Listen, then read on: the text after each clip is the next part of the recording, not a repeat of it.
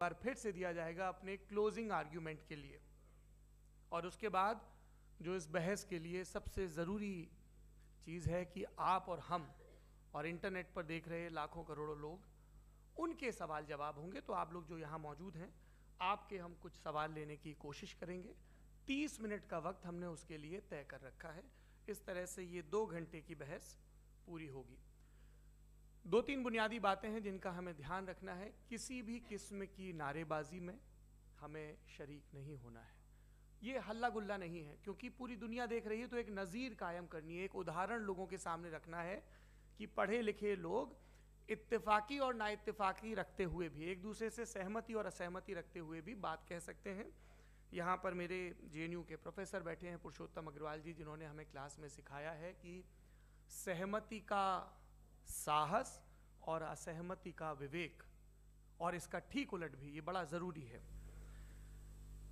दूसरी बात, ये किसी एक धर्म के बारे में बहस नहीं है, ये बात सबको स्पष्ट होनी चाहिए। किसी धर्म को महान बताने या किसी धर्म को कमतर बताने की ये बहस नहीं है। तो यदि कोई इस उम्मीद से देख रहा है या यहाँ आया है, तो मैं आपको आश्वस्त करना चाहता हूं कि आपको नाउम्मीदी हाथ लगेगी। इस बहस में बहुत ज़्यादा धार्मिक प्रतीकों के इस्तेमाल को लेकर भी, ये दोनों लोग जो अभी आपको गंभीर दिख रहे हैं, भले लोग हैं, कल शाम को चाय पर मिले थे, बहुत हंसी मजाक भी इनके बीच हुआ था, और गलबैयाँ डालते हुए एक तस्वीर भी हुई थी। ये इस बात का प्रमाण है कि इंटरनेट पर जो हल्ला मचा हुआ है उसके मुकाबले ये दोनों लोग बहुत ही अच्छे शांत ढंग से बहस के लिए राजी हो गए हैं। ट्विटर की बातें ट्विटर तक सीमित, एलन मस्क आजकल उसको एक्स कहते हैं। और अब इस बहस की शुरुआत मैं इन विद्वानों का, हालांकि इनको परिचय की जरूरत नहीं, पर हो सकता है, हमें पत्रकारिता में सिखाया जाता है कि नेवर अज्यूम, विज्ञान भी यही कहता है। मुफ्ती शमाइल नदवी साहब इस्लामिक विद्वान, शिक्षाविद हैं, कोलकाता के वाहियान फाउंडेशन के संस्थापक हैं, लखनऊ की प्रतिष्ठित दारुल उलूम नदवतुल उलमा से ग्रेजुएशन किया है, सोशल मीडिया और सार्वजनिक मंचों पर अध्यापन और बौद्धिक कामों में सक्रिय हैं, और इस समय इंटरनेशनल इस्लामिक यूनिवर्सिटी मलेशिया से PhD कर रहे हैं। अच्छी बात यह है कि पढ़ाई के साथ साथ ट्रैवल ब्लॉग भी बनाते हैं। पेट्रोनस टावर के सामने का ब्लॉग हमने देखा। हमारे साथ जावेद अख्तर साहब हैं।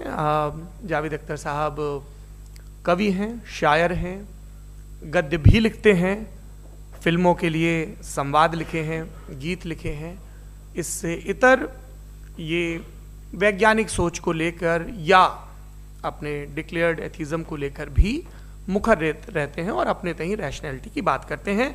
देवियों और सज्जनों, डज गॉड एग्जिस्ट?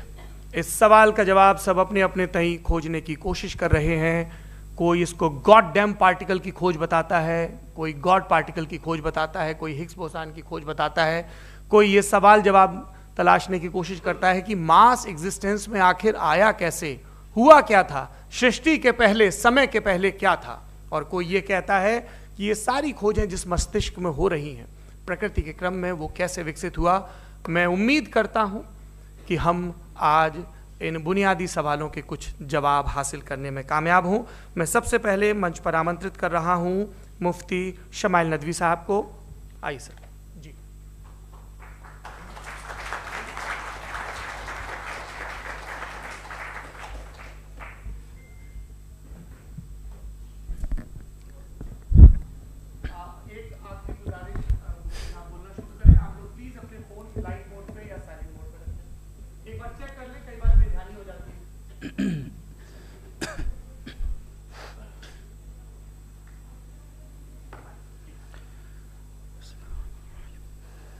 तमाम तारीफ़ें उस क्रिएटर के लिए जिसने इस यूनिवर्स को एक मकसद के तहत पैदा किया है।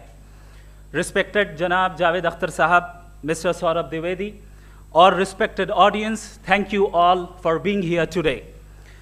आज की डिबेट में चूंकि हम बात करने वाले हैं डज गॉड एग्जिस्ट के टॉपिक पर, तो ये एक ऐसा टॉपिक है जिसके मुताल्लिक कोई भी डिसीजन लेने के लिए अलग अलग स्टैंडर्ड्स हो सकते हैं।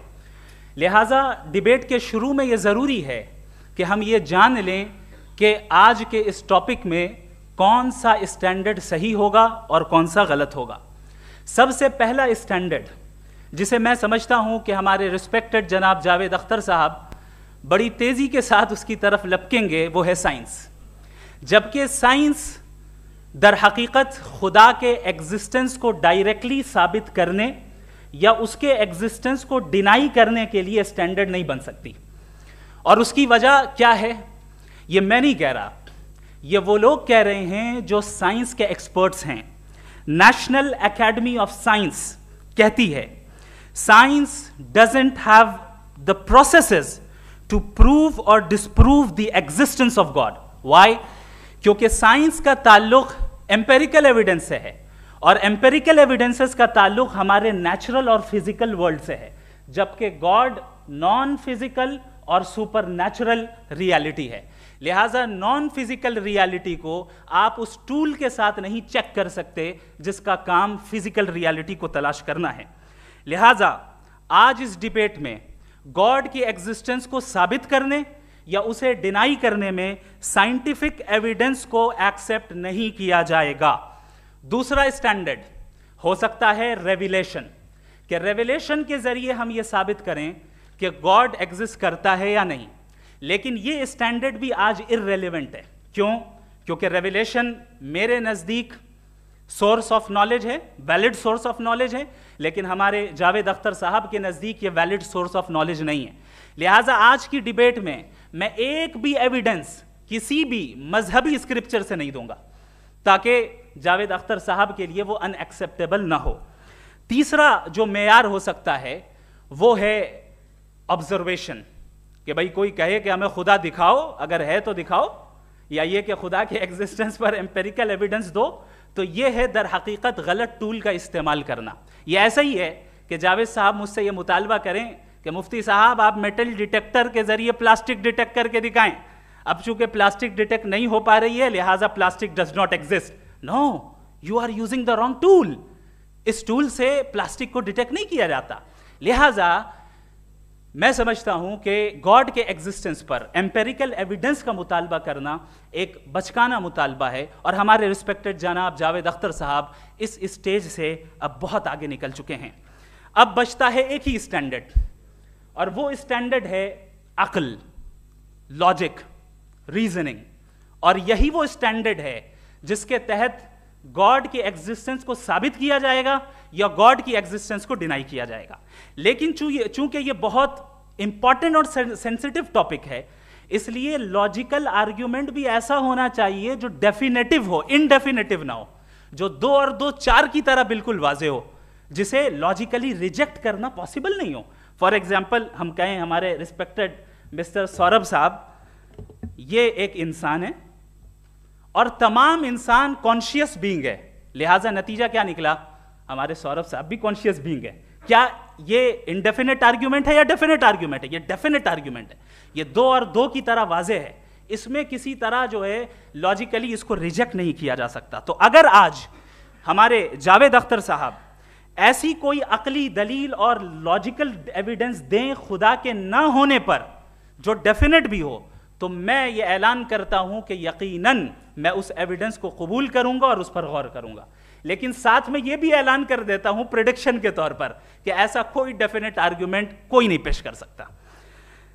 दलील हम देंगे और डेफिनेटिव दलील देंगे, लॉजिकल दलील देंगे, ऐसी दलील देंगे जो एंटायर एथिस्टिक वर्ल्ड उसे रेफ्यूट नहीं कर सकती।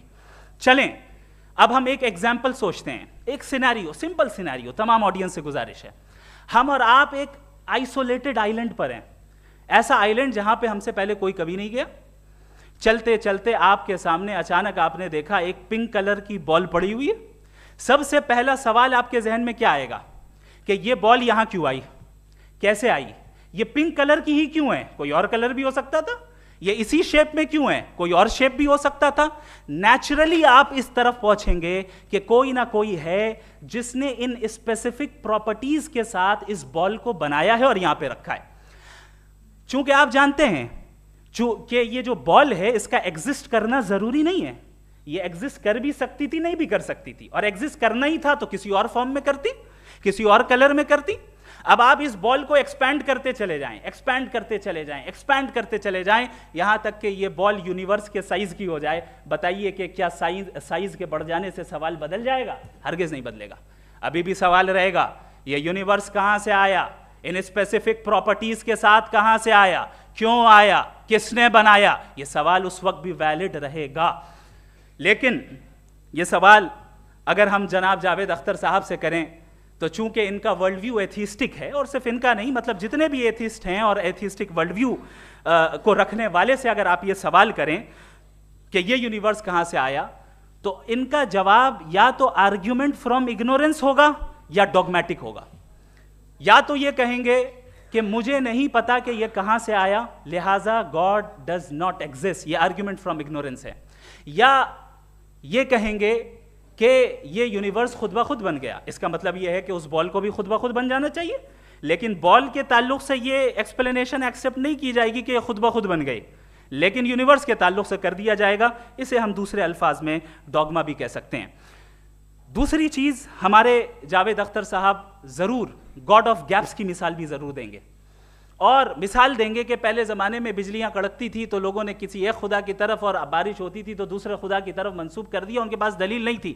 यह हमारा वर्ल्ड व्यू है ही नहीं, यह हमारा वर्ल्ड व्यू है ही नहीं, क्योंकि नेचुरल फिनोमेना के प्रोसेस की इंटरप्रिटेशन को जान लेने से यह कहां से साबित हो गया कि गॉड एग्जिस्ट नहीं करता है। इस पर मैं इंशाअल्लाह अभी आगे बात करूंगा। आप हजरात ये भी देखेंगे, और मैं ये एक्सपेक्ट करता हूं कि हमारे रिस्पेक्टेड जनाब जावेद अख्तर साहब जरूर इमोशनल आर्ग्यूमेंट्स भी देंगे, जो कि एक लॉजिकल फेलेसी है जब बात आती है ट्रुथ को डिसाइड करने में। क्यों? मिसाल के तौर पर वो कहेंगे कि अगर गॉड है तो ईविल क्यों एग्जिस्ट करता है, जबकि मैं कहता हूं ईविल का एग्जिस्ट करना गॉड के एग्जिस्ट करने की दलील है, उसके खिलाफ नहीं है। चूंकि अगर गॉड है तो हम सब उसके सामने अकाउंटेबल हैं, और अगर हम अकाउंटेबल हैं तो अकाउंटेबिलिटी के लिए ईविल का मौजूद होना जरूरी है, उसके बगैर हम अकाउंटेबल नहीं हो सकते। और अगर हम अकाउंटेबल नहीं हैं तो हम जनाब जावेद अख्तर साहब से पूछेंगे कि आप बताएं कि फिर सफरिंग इस दुनिया में क्यों है? अगर खुदा नहीं है तो सफरिंग क्यों है? और उन लोगों के जज्बे का क्या जिनके अंदर सफरिंग के बाद इंतकाम लेने का जज्बा पाया जाता है, और वो इस दुनिया से ऐसे ही चले गए, क्या उनकी सारी तकलीफें बेकार चली जाएंगी? अब आ जाएं उसी एग्जाम्पल की तरफ कि बॉल, मुझसे अगर कोई पूछे इस बॉल को किसने बनाया, और या इस एक्सपेंडेड बॉल को किसने बनाया, मैं कहूंगा कि चूंकि ये यूनिवर्स और इस यूनिवर्स की तमाम चीजें कॉन्टिंजेंट हैं। कॉन्टिंजेंट होने का मतलब ये होता है कि जो अपने एग्जिस्टेंस पे किसी के ऊपर डिपेंड करती हो, तो जाहिर है ये यूनिवर्स कॉन्टिंजेंट है। और अगर कोई चीज कॉन्टिंजेंट नहीं है तो मैं रिक्वेस्ट करूंगा कि मुझे दिखा दें कि कौन सी चीज यूनिवर्स में कॉन्टिंजेंट नहीं है, हम भी जरा गौर कर लें और हम भी देख लें।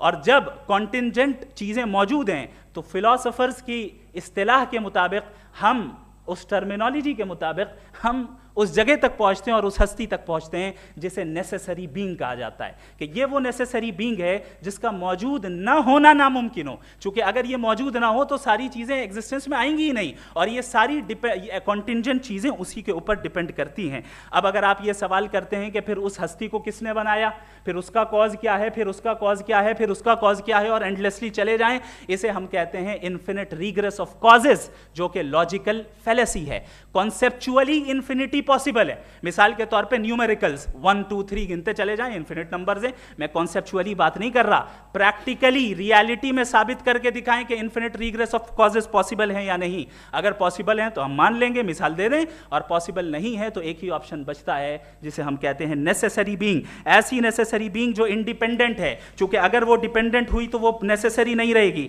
ऐसी इंडिपेंडेंट बीइंग जो इटर्नल है, अगर वो इटर्नल नहीं होगी, उसकी बिगिनिंग होगी तो वो खुद कॉन्टिंजेंट है। ऐसी बीइंग जो पावरफुल है, क्योंकि कॉन्टिंजेंट को एक्चुअलाइज करने के लिए पावर चाहिए। ऐसी बीइंग जो इंटेलिजेंट है और नॉलेजेबल है, क्योंकि ये यूनिवर्स स्पेसिफिक फॉर्म और स्पेसिफिक लॉज ऑफ नेचर के तहत प्रिसाइजली चल रहा है। Thank you. थैंक यू मुफ्ती साहब। मैं इन दलीलों के बाद जावेद अख्तर साहब से गुजारिश करूंगा, आप बैठ के बोलना चाहेंगे या बाहर? जी।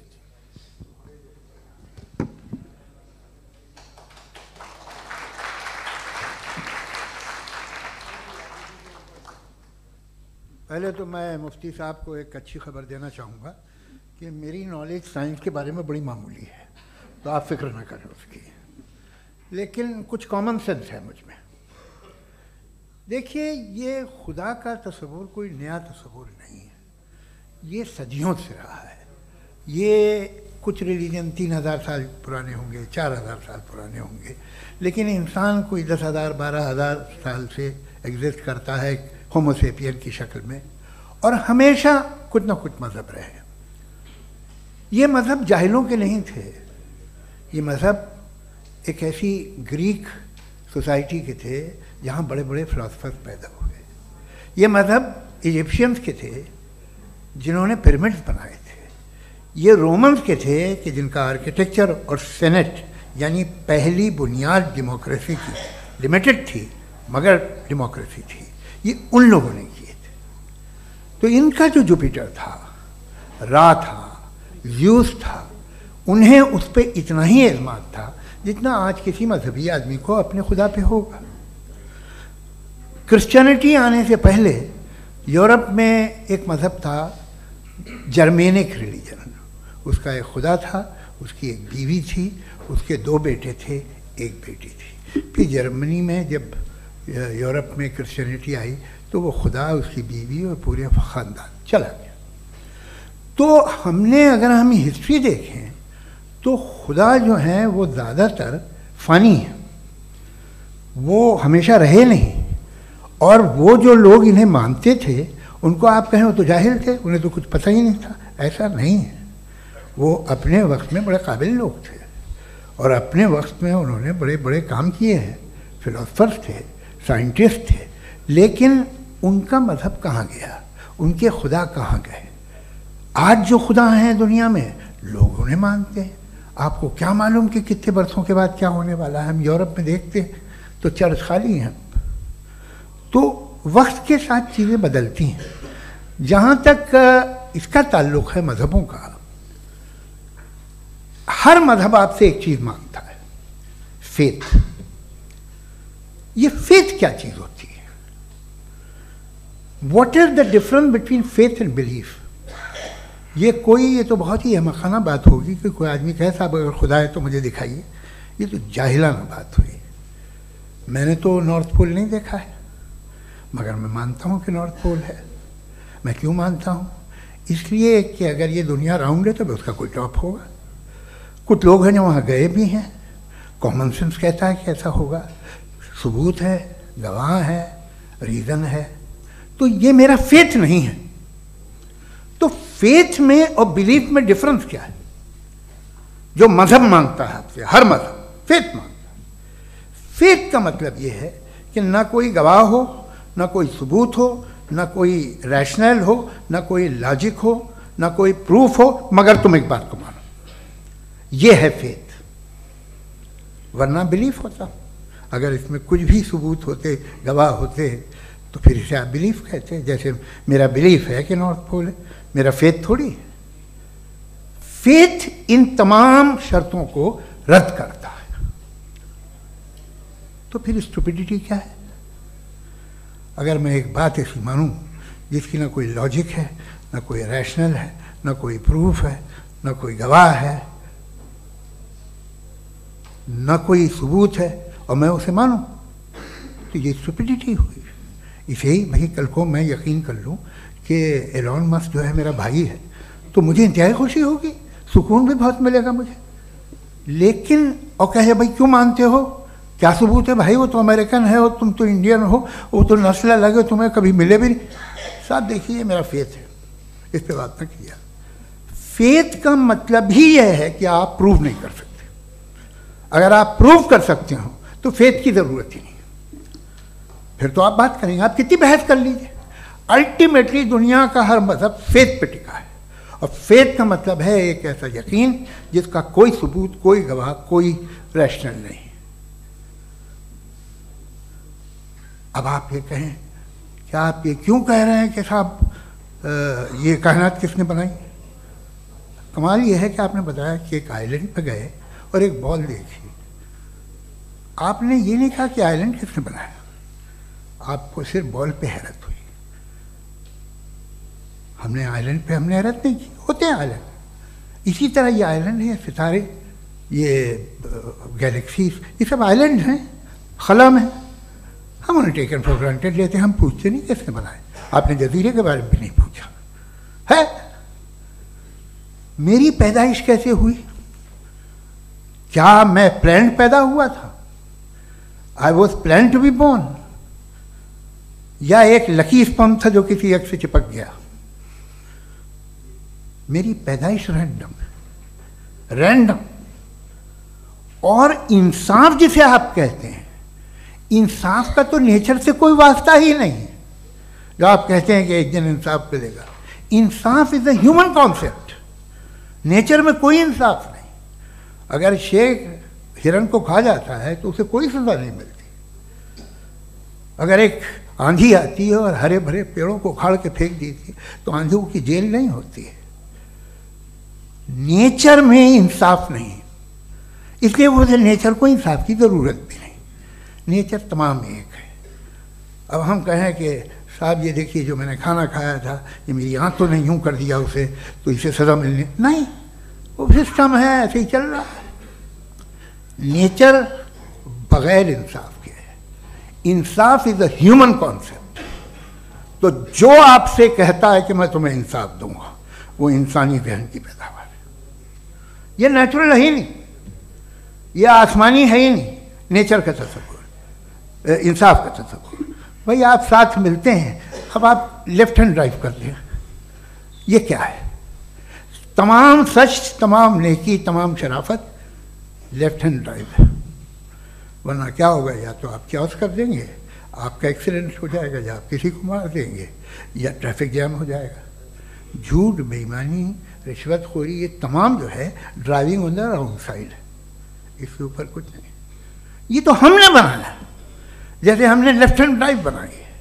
ये कॉन्सेप्ट ऑफ इंसाफ जो है ये हमारा है, इसका नेचर से कोई वास्ता नहीं। शेर खा जाता है हिरन को, उसे जेल होती है क्या? कुछ भी नहीं, है ही नहीं। तो ये जो दुनिया के रिलीजन प्रॉमिस करते हैं आपसे इंसाफ, इसी से मालूम होता है कि ये मैन मेड है। ये तसव्वुर कहीं और का है ही नहीं।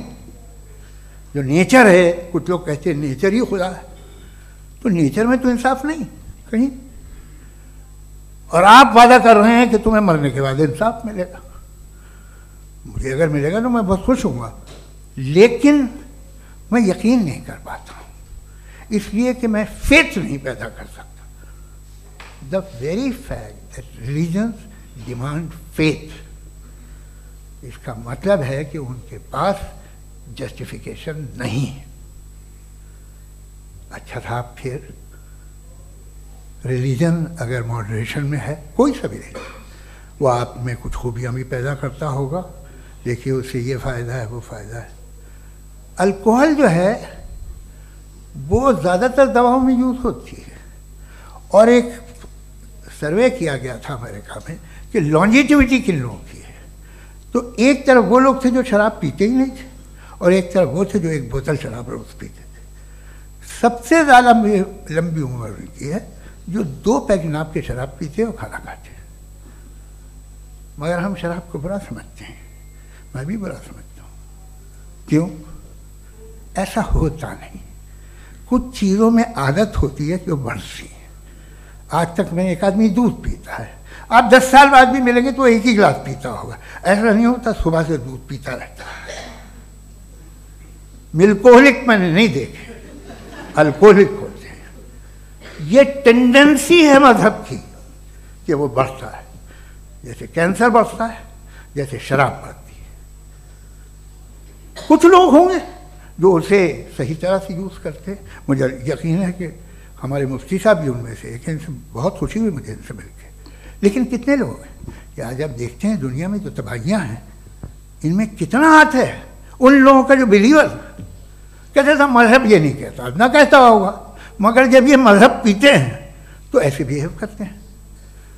थोड़ा सा अगर हो तो शायद बहुत अच्छी बात, लेकिन शराब थोड़ी सी नहीं रहती, उसमें टेंडेंसी है पहले। थोड़ा सा अगर 2-3 कैंसर के सेल हो ना बॉडी में तो आदमी स्लिम रहेगा, लेकिन वो 2-3 सेल नहीं रहते, वो मल्टीप्लाई होते हैं। जावेद साहब टाइम पूरा हो गया। टाइम हो गया तो बस बात खत्म हो गई। अच्छा, मुझे कुछ और कहने को था भी नहीं।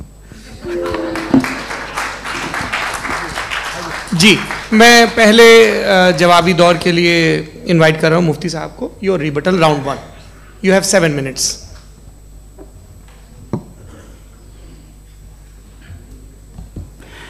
Thank you very much Javed साहब, आपकी बात को सुनकर बड़े महजूज हुए हम लोग। महजूज, do you understand? We enjoyed. Okay, अब थोड़ा सा लॉजिकली उसको हम लोग देखते हैं। दरअसल हम लोगों ने कल गुजारिश की थी मुफ्ती साहब से भी, जावेद साहब से भी, कि हिंदुस्तानी ज़बान आम फहम सबको समझ में आ जाए और जहाँ कहीं आप मुश्किल शब्द इस्तेमाल करें वहाँ बताते भी चलें। Thank you. तो सबसे पहले हमारे रिस्पेक्टेड जावेद साहब ने हवाला दिया कि खुदा फ़ानी है। कितने मजहब आगे चले गए, किसी ने जुपिटर को खुदा माना, किसी ने किसी को माना। मैं कहता हूँ जिसने कॉन्टिंजेंट चीज़ को खुदा माना, गलत माना, वो खुदा ही नहीं, वो खुदा ही नहीं है। हम तो नेसेसरी बीइंग को साबित करने बैठे हैं, वो नेसेसरी कॉज जो इटरनल है, जो अबदी भी है और अजली भी है।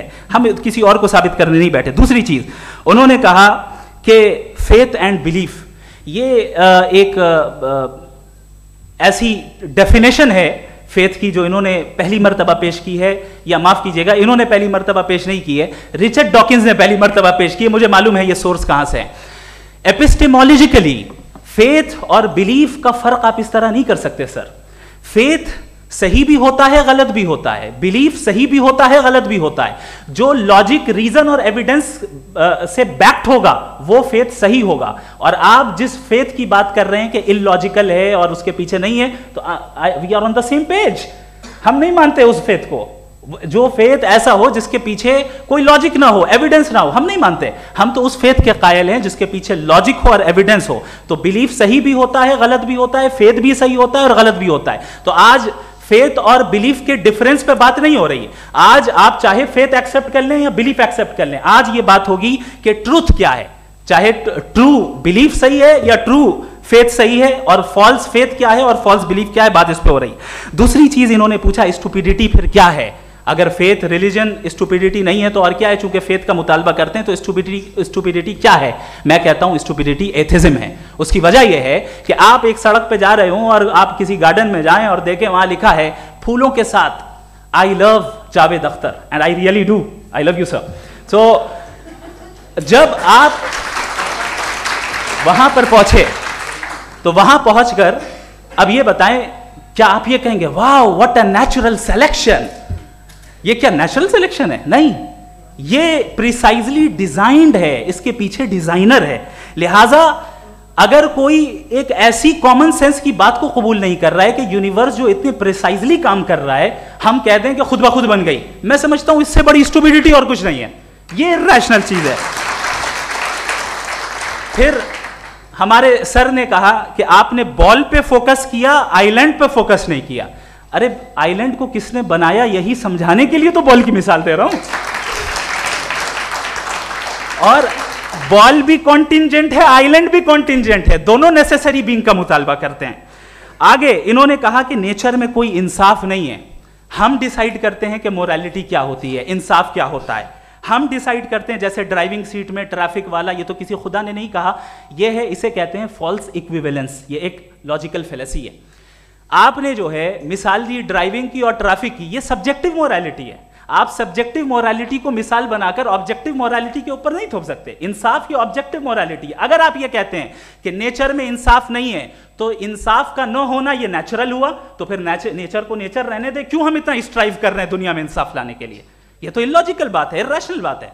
इसलिए बहुत सी चीजें ऐसी हैं जो ऑब्जेक्टिवली जो है इविल या गुड हैं, और बहुत सी चीजें ऐसी हैं जो सब्जेक्टिवली हैं। सब्जेक्टिवली जो मोरल होता है या इमोरल होता है, उसको हम सोशल कंसेंसस से या पर्सनल प्रेफरेंस से डिसाइड करते हैं। लेकिन जो ऑब्जेक्टिव मोरालिटी है, जिसमें इंसाफ आया, जो इन्होंने बार बार रिपीट किया, ये ऑब्जेक्टिव है, सब्जेक्टिव नहीं है। अगर आप कहते हैं ये सब्जेक्टिव है, तो मेरा सवाल आपसे ये है, क्या सोशल कंसेंसस के जरिए अगर जुल्म को सही करार दे दिया जाएगा तो आप जुल्म को जस्टिफाई करेंगे? दूसरी चीज इन्होंने ये कहा कि 2 पैक शराब पी लें तो वो उतने पे नहीं रहता, बढ़ जाता है। यही मामला मजहब के साथ है। 2 पैक आप पी लें, बढ़ेगा।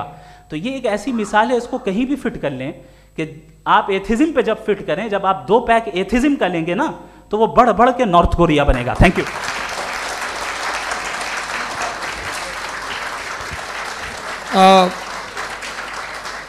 फर्स्ट राउंड के रिबटल के लिए मैं जावेद साहब को इनवाइट कर रहा हूं। आपके पास 7 मिनट का वक्त है, रीसेट कर दीजिएगा प्लीज।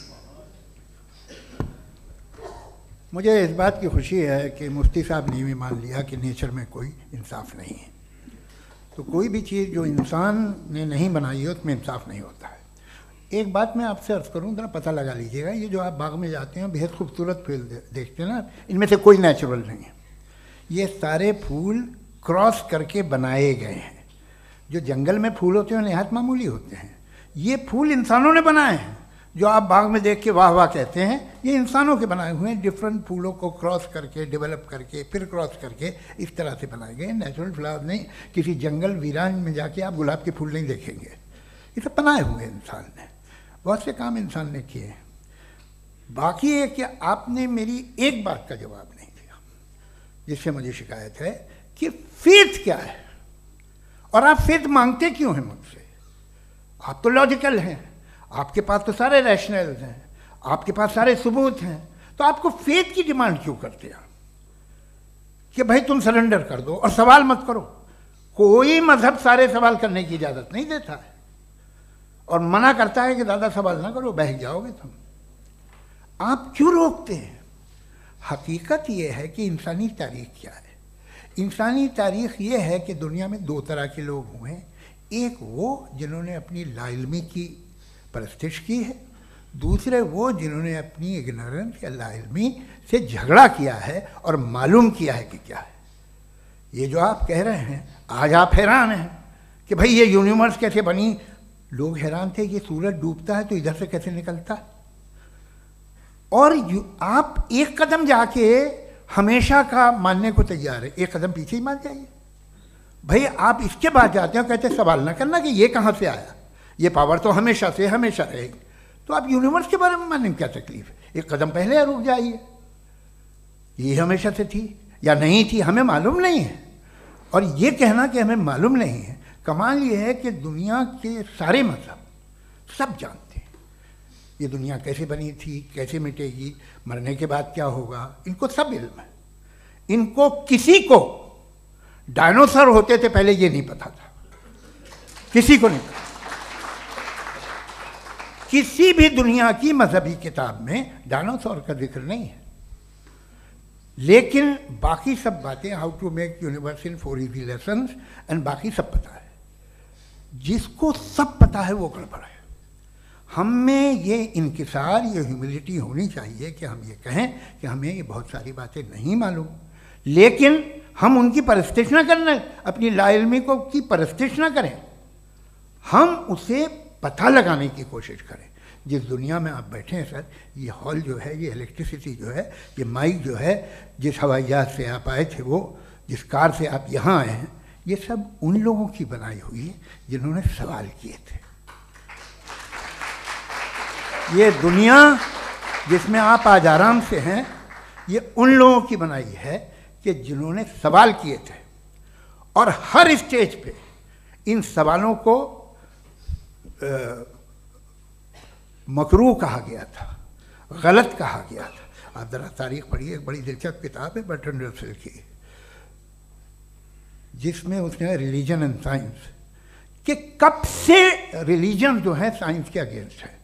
और हद तो ये है कि भाप के इंजन के खिलाफ थे, स्टीम इंजन के भी खिलाफ थे, और फतवे हुए उन पर, वेटिकन ने दिए। तो ये हमेशा, अभी जैसे ही ये राइट विंगर आते हैं अमेरिका में पावर में, तो वो जो अपना ये क्या बोलते हैं उसे, सीड क्या बेटे, सीड क्या जो, हाँ नहीं सीड जो होते हैं जिन पे जी,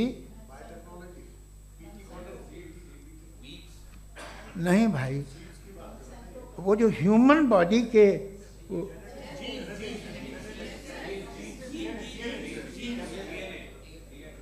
उस पर रिसर्च बंद हो जाती है, रिपब्लिकन नहीं करने देते। अरे भाई इतना डर क्या है तुम्हें? एक ज़माने में बहुत नाराज़ थे ये सारे मजहबी लोग कि ये इंसान तो इंसान बनाने की कोशिश कर रहा है। आपको क्या तकलीफ भाई, बना ले तो बना लेने दो, ये खौफ क्या है? और ये सब आज जो आप कह रहे हैं नामुमकिन है, ये कैसे हुआ, मुझे एक किस्सा याद आता है। जब मैं छठी क्लास में था तो मैं मैथमेटिक्स में बहुत वीक था, तो एक टीचर रख दिया गया, उसने 1 2 3 4 5 6 7 तो सिखा दिया मुझे। वो दिन मैं भूल नहीं सकता हूँ मुफ्ती साहब, जिस दिन उसने ये बताया कि 1/2 क्या होता है और 3/4 क्या होता है, मुझे ऐसा लगा कि मेरा सर बीच से फट जाएगा। यह आदमी कह रहा है कि जो दीवार के अंदर जाओ वॉक करते हुए। आज हंसता हूँ मैं इस बात पे। तो आज जो बातें आपके जहन से बिल्कुल परे हैं और आप हैरान होते हो उन्हें देख के, एक वक्त आएगा कि मामूली लगेंगे। और हुआ है, आपकी इंसानी तारीख ही है। इतनी जल्दी सारे फैसले आप मत कर लीजिए, थोड़ा ये ह्यूमिलिटी रखिए कि भाई ये हमें नहीं मालूम। ये कहने में क्या आ रहा है, ये यूनिवर्स कहाँ तक फैली, ये कब से है और कब तक रहेगी, हमें नहीं मालूम। आपने फैसला कर लिया कब बनी, ये आपके हिसाब से कोई 14 बिलियन ईयर बनी जो समझा जाता है। उससे पहले हजारों करोड़ों अरबों साल तक खुदा बैठा क्या कर रहा था, खामोश बैठा था, ऐसे ही जमाइयाँ ले रहा था। फिर उसे आइडिया है, यार एक काम करते, वक्त अच्छा गुजर जाएगा, यूनिवर्स पर आपसे सोचिए। वो तो हमेशा से है ना, मगर यूनिवर्स हमेशा से नहीं है, ये तो बनाई गई है। और उससे पहले क्या था, इनका क्या काम था, कैसी बात है। ये बड़ा आसान है, जो बात हमें आज धीरे धीरे पता चली है। बरसों 2000 और 2500 साल पहले आपको किसी ने बता दिया कि क्या था, आप मान गए, और तब से वही मान रहे हैं जो 2500 साल पहले कहा गया था। सब कुछ बदल गया है, सॉल्व हो रही हैं चीज़ें। अभी साइंस बिल्कुल दावा नहीं करती, या कोई फिलोसफर ये दावा नहीं करता कि हमें सब मालूम, बल्कि वो कहता है कि हमें जितना मालूम होता है उससे ये मालूम होता है कि हमें कितना कम मालूम। तो हम अपनी जहालत से लड़े, उसकी परस्तिश ना करें। जी, टाइम है। Thank you so much. मैं तर्कों की श्रृंखला में राउंड 2 के लिए मुफ्ती साहब को आमंत्रित कर रहा हूँ। आपके पास एक बार फिर से 7 मिनट का वक्त है। शुक्रिया। जनाब जावेद अख्तर साहब कई मर्तबा दोहरा रहे हैं कि फ़ेथ का मतलब बताइए, फ़ेथ का मतलब बताइए। मैंने बता दिया, फ़ेथ सही भी होता है, गलत भी होता है। और आज हम फ़ेथ पे बात नहीं कर रहे, हम ट्रुथ और डज गॉड एग्जिस्ट पे बात कर रहे हैं।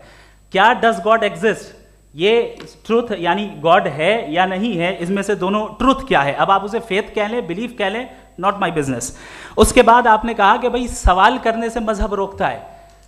मैं कहता हूं जो रोकता है वो रोकता होगा, मैं नहीं रोकता, बल्कि सवाल करें, सवाल करना चाहिए। सवाल कर करके तो हम आगे बढ़ते हैं, तरक्की करते हैं, और इसीलिए मैं आज यहां पे आया हूं। लेकिन सवाल सिर्फ खुदा से नहीं होगा, आपसे भी होगा। सवाल एथिज्म से भी होगा, सवाल सिर्फ मजहब से नहीं होगा, सबसे होगा। और आज मैं सवाल करूंगा और उम्मीद है कि आप जवाब देंगे। अभी तक आपने वैसे कॉन्टिंजेंसी आर्गुमेंट का कोई जवाब नहीं दिया। चलें, आपने कहा यूनिवर्स के बारे में इटर्नल क्यों नहीं बोल देते। ये चूंकि लॉजिकली पॉसिबल ही नहीं है कि यूनिवर्स इटर्नल हो। यूनिवर्स एक कॉन्टिंजेंट चीज है जो टाइम एंड स्पेस के पाबंद है, टाइम एंड स्पेस से बाउंड है।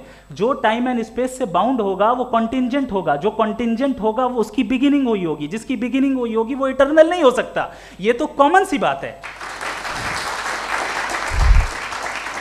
आपने कहा कि किसी मजहबी किताब में डायनासोर का जिक्र नहीं है। अफसोस कि आज तक किसी मैथमेटिक्स की किताब में मुझे डायनासोर का जिक्र नहीं मिला। तो इसका मतलब मैथमेटिक्स की किताब बेकार है? नहीं, उसका वो टॉपिक नहीं है। रेवलेशन का और मजहबी किताबों का टॉपिक ये नहीं है कि आपको आके बताए साइकिल कैसे बनाते हैं, या आकर ये बताएं कि जो है डायनासोर कब था। वो तो मोरालिटी सिखाने आया है, गॉड के बारे में बताने आया, नॉन फिजिकल रियलिटी की हकीकत को सिखाने के लिए आया।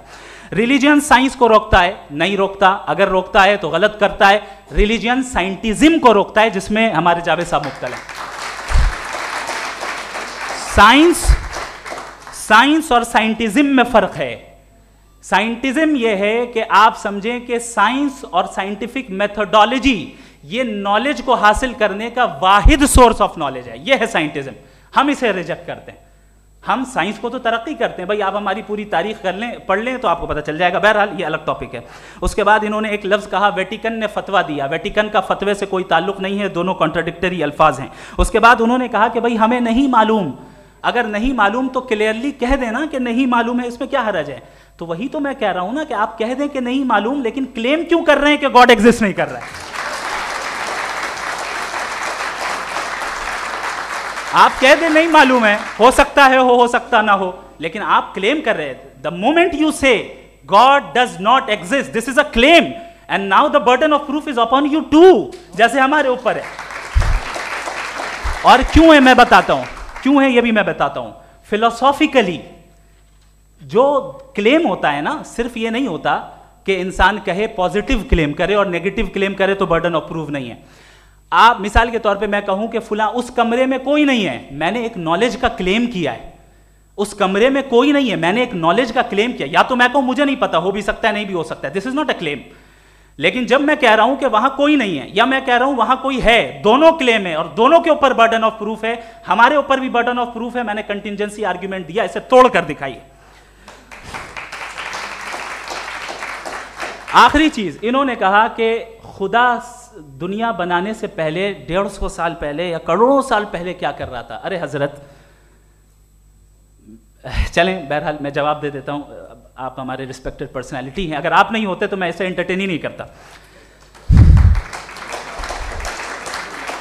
टाइम, ये 100 साल पहले या 100 साल बाद, पहले बाद में अभी, ये वो अल्फाज हैं जिनका ताल्लुक टाइम से है। टाइम शुरू ही हुआ है यूनिवर्स की बिगिनिंग के बाद, तो उसके पहले खुदा क्या कर रहा था? सवाल इलॉजिकल है, ये फेलेसी है। यानी आप ये कह रहे हैं कि यूनिवर्स के बनने से पहले खुदा क्या कर रहा था? टाइम के बनने से पहले, पहले का ताल्लुक टाइम से, टाइम उस वक्त था ही नहीं, तो ये सवाल ही इनवैलिड है खुदा के ताल्लुक से। दूसरी चीज, आर्ग्यूमेंट ऑफ कंटिजेंसी जो मैंने आपके सामने पेश की है, आपने बार बार ये प्रूफ किया और ये कह रहे हैं कि गॉड ऑफ गैप्स। देखिए, पहले नहीं मालूम था, साइंस ने कर दिया। सिंपल्स की मिसाल से मैं समझा देता हूं। जिस गैप्स की आप बात कर रहे हैं ना, साइंस उन गैप्स को जिन चीज के जरिए भी प्रूव करेगा वो कॉन्टिंजेंट ही होगा, अब चाहे वो फोर्स हो, मैटर हो या एनर्जी हो। लिहाजा सवाल हमारा उस वक्त भी वैलिड होगा जब तक कि आप नेसेसरी बीइंग पे ना आ जाएं, और इन्फिनिट रिग्रेस पॉसिबल नहीं है of causes in practical world, तो जाहिर है कहीं रुकना पड़ेगा, जहां रुकेंगे वही खुदा है। दूसरी चीज, आपने ये कहा, क्या कह रहा था मैं, किस पॉइंट को? What? Oh no, after that, just now. हाँ, जहां रुकेंगे वही खुदा है। बहरहाल, तो टाइम का जिक्र हो गया, गॉड ऑफ गैप, सॉरी, या इसकी एक मिसाल आप ले लें। एक कार है, एक साहब ने देखा कि भाई कार जो है उसके व्हील्स कितने अच्छे लगे हुए हैं सही जगह पे, स्टीयरिंग जो है कितने अच्छे जगह पे लगी हुई है, और सीट्स कितने वेल डिजाइंड है, कितनी प्रिसाइजली ये कार काम कर रही है, तो जरूर कोई ना कोई इसे क्रिएट किया है, किसी ने क्रिएट किया है। अब जावेद साहब आए और कहे, अरे जनाब बोनेट खोलिए, इसमें इंजन है, इंजन इस कार को चला रहा है, hence prove no one has created the car. This is illogical, this is irrational. आपने इंजन के जरिए उस गैप को तो साबित किया, लेकिन क्या उससे कार की जो क्रिएशन है और उसका जो क्रिएटर है ये इम्पॉसिबल हो जाए? ऐसा पॉसिबल है? उसका सवाल खत्म हो जाए, ऐसा पॉसिबल है? नहीं। आपने गैप्स को फिल करके, कॉन्टिंजेंट चीजों से गैप्स को फिल करके हमारे ऑब्जर्वेशन को और ब्रॉड कर दिया। अब हमें और पता चल गया कि ये जो कार है इसका सिस्टम कितना ज्यादा कॉम्प्लेक्स है। पहले कम समझते थे, अब कॉम्प्लेक्सिटी और ज्यादा वाजे हो गई। अब हमें समझ में आ रहा है कि हमारी सर्टेनिटी और बढ़ गई कि जरूर इस कार को किसी ना किसी ने बनाया। यही मामला यूनिवर्स का है। साइंस हमेशा फिजिकल वर्ल्ड की चीजों को ही फिल करती जाएगी और फिजिकल चीजों से ही करती जाएगी, चूंकि एम्पेरिकल एविडेंस का ताल्लुक फिजिकल वर्ल्ड से है। आप साइंस के जरिए मेटाफिजिकल रियलिटी को कभी साबित नहीं कर सकते। ये रॉन्ग टूल का इस्तेमाल करना है। ये वही काम है कि आप मेटल डिटेक्टर से प्लास्टिक डिटेक्टर करने चलें, जो कि जाहिर है सही नहीं है। Thank you.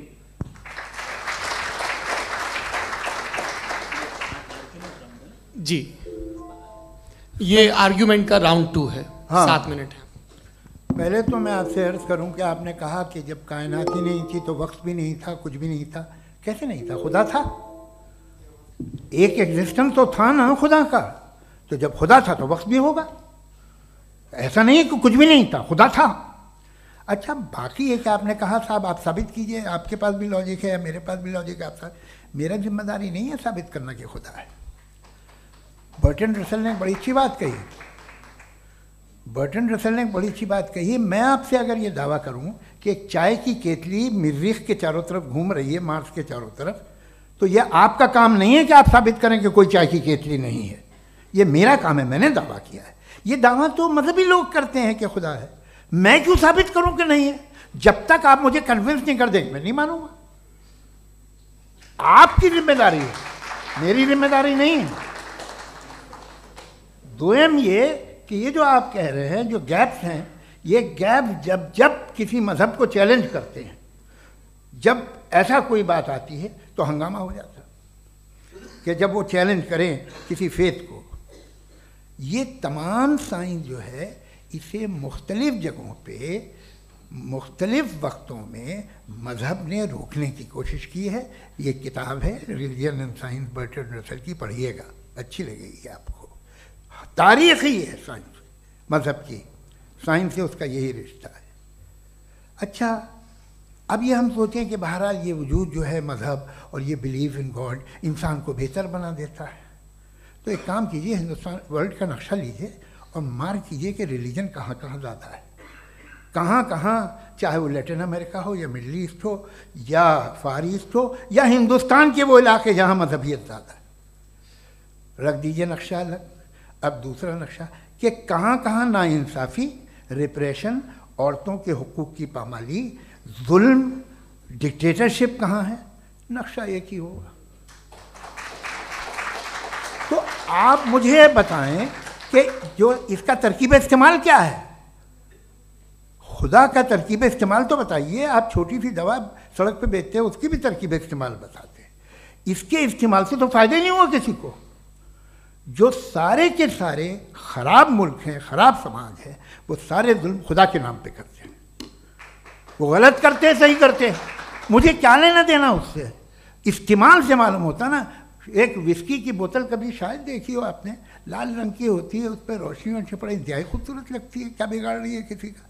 उसका इस्तेमाल गलत है, इसलिए आप उसे नापसंद करते हैं। इसका इस्तेमाल गलत है, इस तसव्वुर का इस्तेमाल ही गलत है और हमेशा से गलत हुआ है। आप देख लीजिए, इंसानी तारीख देख लीजिए, आज देख लीजिए, हिंदुस्तान देखिए, दुनिया देख लीजिए, क्या हो रहा है। इसे कैसे इस्तेमाल कर रहे हैं फेथ वाले लोग? क्या फेयर हैं, जस्ट हैं, जो अपने खुदाओं पे यकीन रखते हैं? वो किस तरह के लोग हैं? वो लोगों को इंसाफ देते हैं, वो बेहतर इंसान बने। तो इस दवा का फ़ायदा क्या है? चलो बहुत फ़ायदा हो रहा तो मैं इस्तेमाल कर लूँगा, मुझे तो इस दवा का कोई फ़ायदा दिखता ही नहीं। मुझे तो ऐसा लगता, मैं एक और बात बताऊँ, अगर कोई आदमी मजहबी है और अच्छा आदमी है तो मैं उसकी बहुत इज्जत करता हूँ, इसलिए कि मेरा ख्याल है मजहबी आदमी का अच्छा होना मुझसे अच्छा होने से ज़्यादा मुश्किल है। भाई हर चीज़ की एक लिमिट है। आप इतना भाग सकते हैं, इतना नहीं भाग सकते, इतना वज़न उठा सकते, इतना नहीं उठा सकते, इतना दूर देख सकते हैं, इतना दूर नहीं देख सकते। उसी तरह कॉमन सेंस कहता है कि आप में नेकी का भी एक कोटा होगा। अब आप अगर सुबह जाते हैं अपनी इबादत गाह और इबादत करते हैं, तो बाहर निकलते हैं तो आप तो यही महसूस करते हैं कि आपने एक बहुत अच्छा काम किया, आपकी नेकी का एक बहुत बड़ा कोटा खर्च हो गया जिससे किसी का कोई फ़ायदा नहीं हो। मैं तो नहीं जाता हूँ तो मुझे तो किसी को खाना खिलाना पड़ेगा, किसी बेवा की मदद करनी पड़ेगी, मैं अपना कोटा कैसे कंज्यूम करूँ? आप अपना कोटा, सारे मजहबी लोग इंतहाई यूजलेस कामों में यूज़ करते हैं। उसके बाद भी अगर आप में बच्ची है थोड़ी सी शराफत, तो भाई वाह क्या बात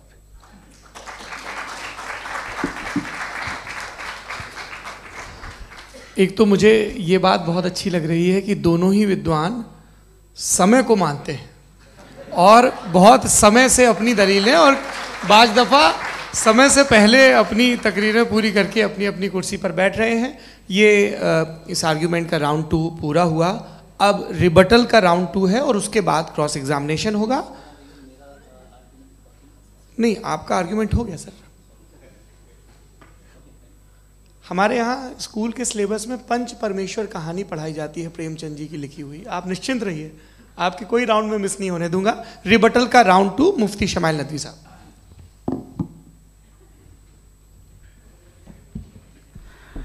असल में जो हकीकी प्रॉब्लम है, असल प्रॉब्लम है वो ये है कि जावेद साहब के पास कॉन्सेप्ट ऑफ गॉड क्लियर नहीं है। इन्होंने कहा कि कायनात से पहले खुदा तो था, तब भी तो टाइम होगा। ये टाइम कायनात का हिस्सा है। हम खुदा, उस खुदा को मानते हैं, नेसेसरी बीइंग का टाइमलेस होना जरूरी है, चूंकि वो टाइम का क्रिएटर है।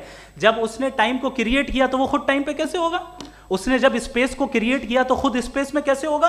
अगर वो टाइम एंड स्पेस को पहले से ही उसका पाबंद है तो फिर किस चीज को उसने क्रिएट किया?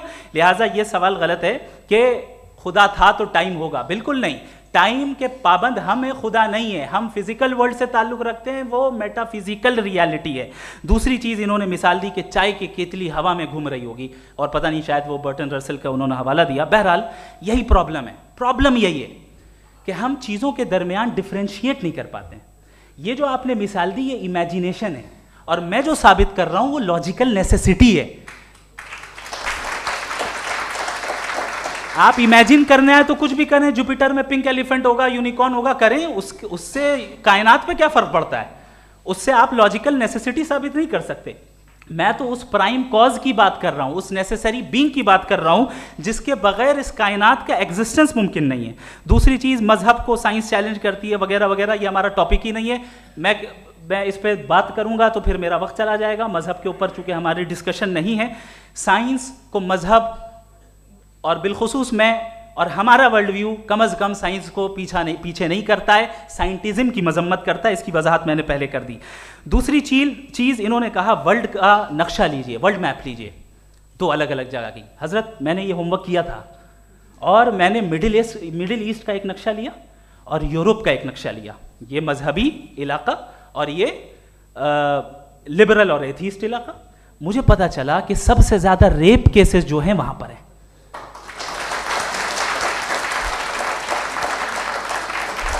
मुझे ये पता चला यूएन की रिपोर्ट के मुताबिक, मैं ये अपने घर से नहीं लेके आ रहा, कि जो वर्किंग वुमेन है यूरोपियन कंट्रीज में, उसमें 81% वुमेन सेक्सुअल हैरेसमेंट का वर्क में शुमार हो रही है। ये मिडिल ईस्ट में नहीं हो रहा है, वो मजहबी लोग हैं इसलिए नहीं हो रहा है। दूसरी चीज आपने ये कहा कि मजहबी आदमी का अच्छा होना हमारे अच्छे होने से बहुत मुश्किल है, बहुत मुश्किल है। तो इसका मतलब यह है कि गॉड के अलावा आपके पास अच्छे और बुरे का कोई स्टैंडर्ड है। मैं चाहूंगा कि कन्वर्सेशनल स्टाइल वाली डिस्कशन और सेगमेंट पे इसी पे बात कर लेते हैं। Thank you very much.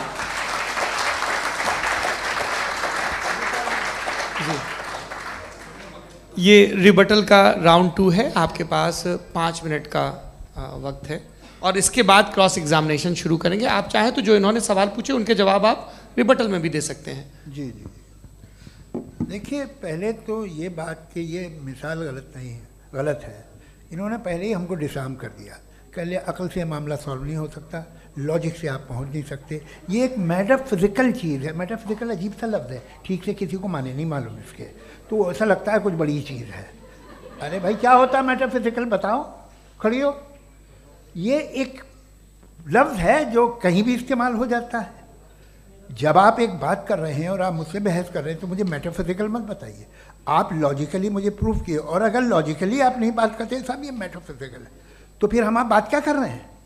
मेरा आपका किस ज़बान में कॉन्वर्सेशन होगा? और ये कहना कि वक्त पहले नहीं था, तो फिर क्यों कहते हैं ये हमेशा से और हमेशा रहेगा? हमेशा वक्त है, तो आप कैसे कहते हैं वो हमेशा से है और हमेशा रहेगा? हमेशा का मतलब है कोई वक्त, अगर वक्त ही नहीं है तो हमेशा कैसे? बाहर वो रहेगा। अब मैं ये देखता हूँ, आपने कहा ना कि वहाँ रेप ज़्यादा होते हैं, तो हम एक बात देखते हैं कि ये दुनिया जिस पे वो कादर मुतलक है, जिसकी मर्ज़ी के बगैर पत्ता भी नहीं हिलता, ओमनीपोटेंट है, ये दुनिया चल कैसे रही है? और इस दुनिया का हाल क्या है? 45,000 बच्चे जो 10 साल की उम्र से कम थे वो गाजा में मरे। भूख से काला हांडी में बच्चे मरते हैं और डिप्थेरिया से मरते हैं। डिप्थेरिया अजीब मर्ज है, गले में जाली बनना शुरू होती है, बच्चा नीला हो जाता है, गरीब का बच्चा, इसलिए कि उपास इलाज में। ये कादर मुतलक है जो चाहे कर दे। इससे आप दुआएं मांगते हैं हमारी ये काम कर दे वो कर दे, तो इसका मतलब डे टू डे लाइफ में वो इंटरफेयर करता है और ये देख रहा है वो। अगर वो वाकई भी है फॉर डिस्कशन सेक, तो मैं जब दुनिया देखता हूँ तो मेरे दिल में उसके लिए कोई इज्जत नहीं पैदा होती। ये क्या कर रहे हो तुम पूरे ऑल पावरफुल हो, ओमनीपोटेंट हो, ओमनी प्रेजेंट हो। तुम तो वहाँ गाजा में रहे होगे ना, तुम हर जगह हो। तुम देख रहे थे कि बच्चे की कैसे धज्जियाँ उड़ रही, तुम देख रहे थे और तुम चाहते हो मैं तुम्हारी परस्तिश करूँगा, तुम हो भी। अरे यार, इसके अच्छे तो हमारे चीफ प्राइम मिनिस्टर हैं, कुछ तो ख्याल करते हैं। कमाल है, आप किसकी इबादत कर रहे हैं? अगर वो है भी, ये दुनिया नाइंसाफी से, जुल्म से, जबर से, तशद्दुद से भरी हुई। और आप ये मत कहिएगा कि वो देख रहा है और वो बताएगा एक दिन। अगर वो देख रहा है और इंटरफेयर नहीं करता तो आप दुआ क्यों मांगते? आप कहते हैं मेरा ये काम करा दे, इसके मतलब है वो दखल दे सकता है, वो आपको नौकरी दिलवा सकता है, भले दूसरे आदमी को न मिले, मगर आपका काम कर देगा चूंकि आपने दुआ मांगी है। तो जब वो आपको नौकरी दिला सकता है, लड़की की शादी कर सकता है, बेटे को ग्रीन कार्ड दिलवा सकता है, तो कम से कम ये जो मर रहे हैं बच्चे, इनको रोक दे, कुछ तो करे। मुझे तो दुनिया में, इस दुनिया का कोई मालिक है, इसका ओमनीपोटेंट कोई रूलर है, और ये दुनिया ऐसी चल रही है। मैं तो चाहूँगा कि भाई ना हो, अगर हो तो बड़ी शर्मिंदगी की बात है। शुक्रिया।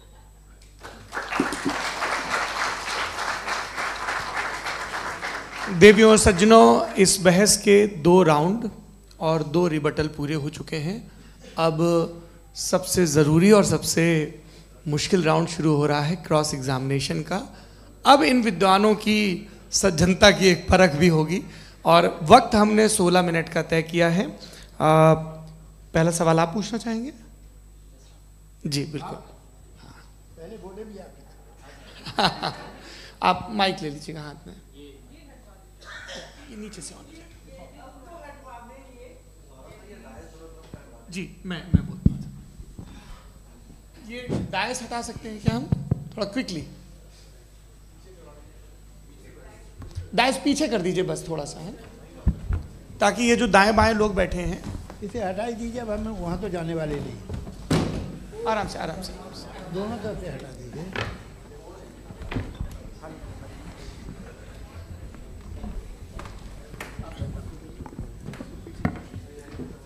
इस बीच आप लोग भी अपने अपने सवाल तैयार कर लें। ये ध्यान रखेंगे कि मैं यहाँ से सवाल लूँगा, आप लोगों को अपना हाथ ऊपर करना है, अपना नाम बताना है और अधिकतम 3 वाक्यों में अपना सवाल पूरा करना है। कई लोग सवाल की जगह भाषण देने लगते हैं, उससे आज बचना है। जी मुफ्ती साहब, पहला सवाल आपका, 16 मिनट हैं, हम दोनों लोगों के सवाल लेंगे। जी जी बहुत शुक्रिया। आपकी जो अभी बात हुई बहुत अहम थी, मैं इसको चाहूँगा कि आगे डिस्कस करूँ, लेकिन चूँकि अभी ये वो सेगमेंट है क्रॉस एग्जामिनेशन, तो सबसे पहला सवाल आपसे ये है कि जो मैं इतनी देर से कॉन्टिंजेंसी आर्ग्यूमेंट आपको बता रहा था, ये अकल से ही बता रहा था हजरत, आप ये बताएं कि आप इन्फिनिट रिग्रेस ऑफ कॉजेस को पॉसिबल मानते हैं या नेसेसरी बीइंग के एग्जिस्टेंस को सही समझते हैं? चूंकि 2 ही ऑप्शन हो सकता है, आप ये बताएं।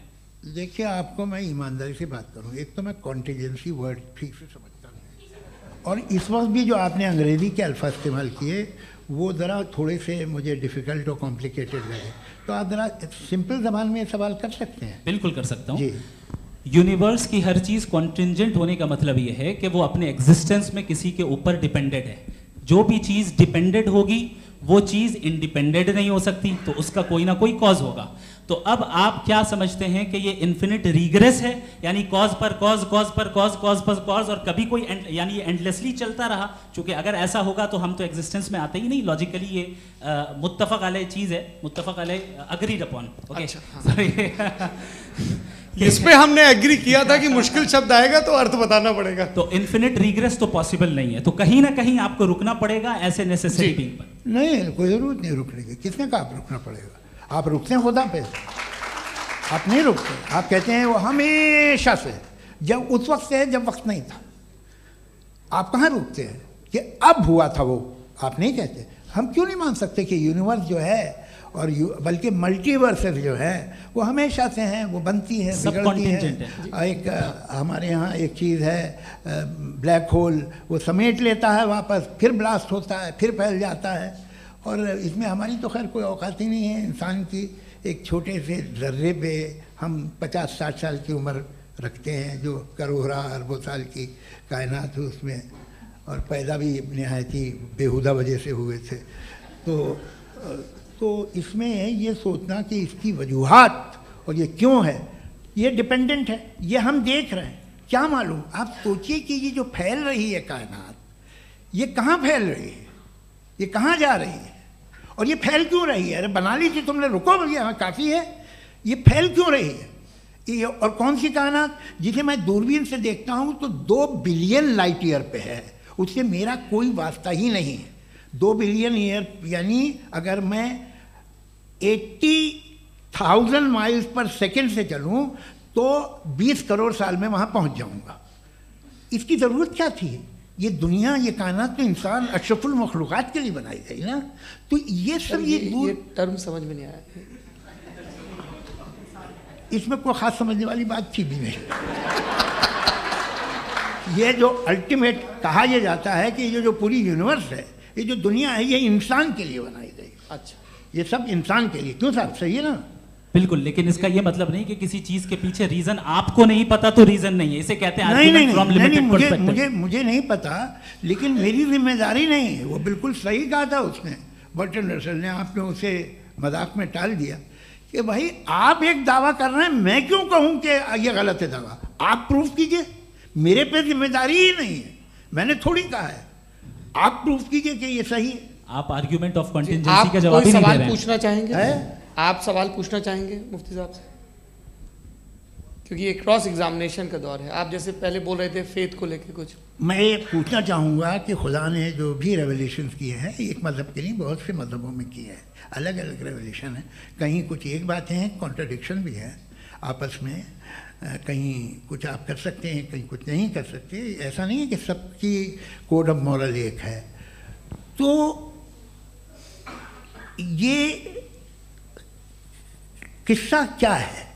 अब आप ये देखिए कि मुझे कभी कभी लगता है कि ये जो फुटबॉल फाइनल होता है, लाखों लोग होते हैं, फिर वो टीवी कवर कर करोड़ों लोग, अगर उसमें खुदा की एक बूमिंग आवाज़ आ जाती, मैं गॉड हूँ, तो सारे लोग अभी सुन लेते और टीवी पे भी सुन लेते, किस्सा ख़त्म होता।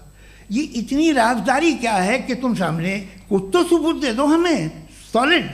ये कह रहा साहब ये यूनिवर्स कैसे बनी, इससे मसला क्या हल होगा? मैं पूछूंगा आपसे खुदा कैसे बना? क्यों नहीं पूछूंगा कैसे बना?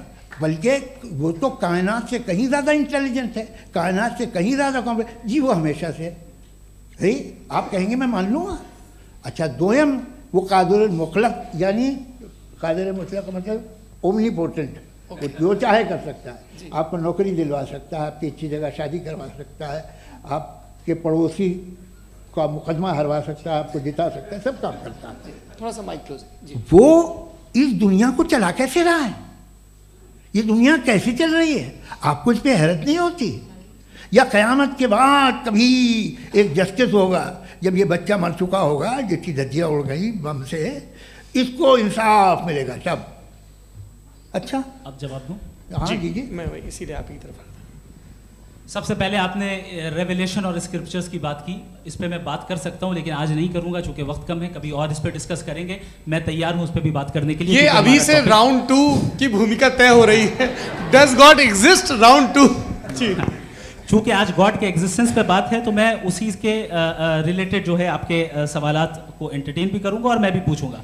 आपने कहा कि आपने साबित ही नहीं किया, जबकि आर्ग्यूमेंट ऑफ कॉन्टिंजेंसी बुनियादी आर्ग्यूमेंट है। आप मुझे कॉन्टिंजेंसी का मतलब बताइए, आपका मतलब क्या? कॉन्टिंजेंसी कॉन्टिंजेंसी का मतलब यह हुआ कि हर वो वजूद जो किसी भी चीज़ का पाबंद है, हर वो वजूद या हर वो चीज़ जो अपने एग्जिस्टेंस में किसी भी चीज़ के पाबंद है और उससे बाउंड है, उसको उसकी ज़रूरत है, उस पर डिपेंड करती है, तो जाहिर सी बात है कि उसका कोई ना कोई कॉज होता है। ये तो अक्ल की बात है।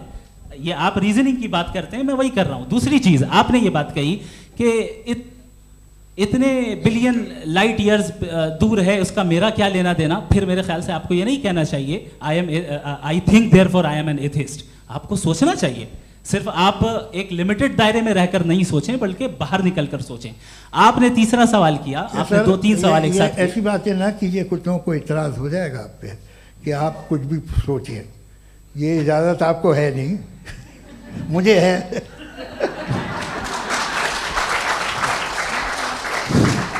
जी, आपने प्रॉब्लम ऑफ इविल के ताल्लुक से सवाल किया और बार बार आप एक लफ्ज रिपीट कर रहे हैं कि ओमनीपोटेंट गॉड है, ऑल पावरफुल गॉड है।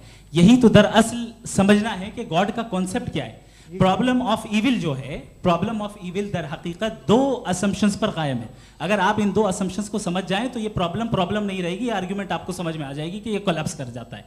पॉइंट नंबर 1, यानी जो आपका सबसे पहला फॉल्स असम्पशन है कि गॉड मर्सीफुल है, ओमनीपोटेंट है, दुनिया में जुल्म हो रहा है।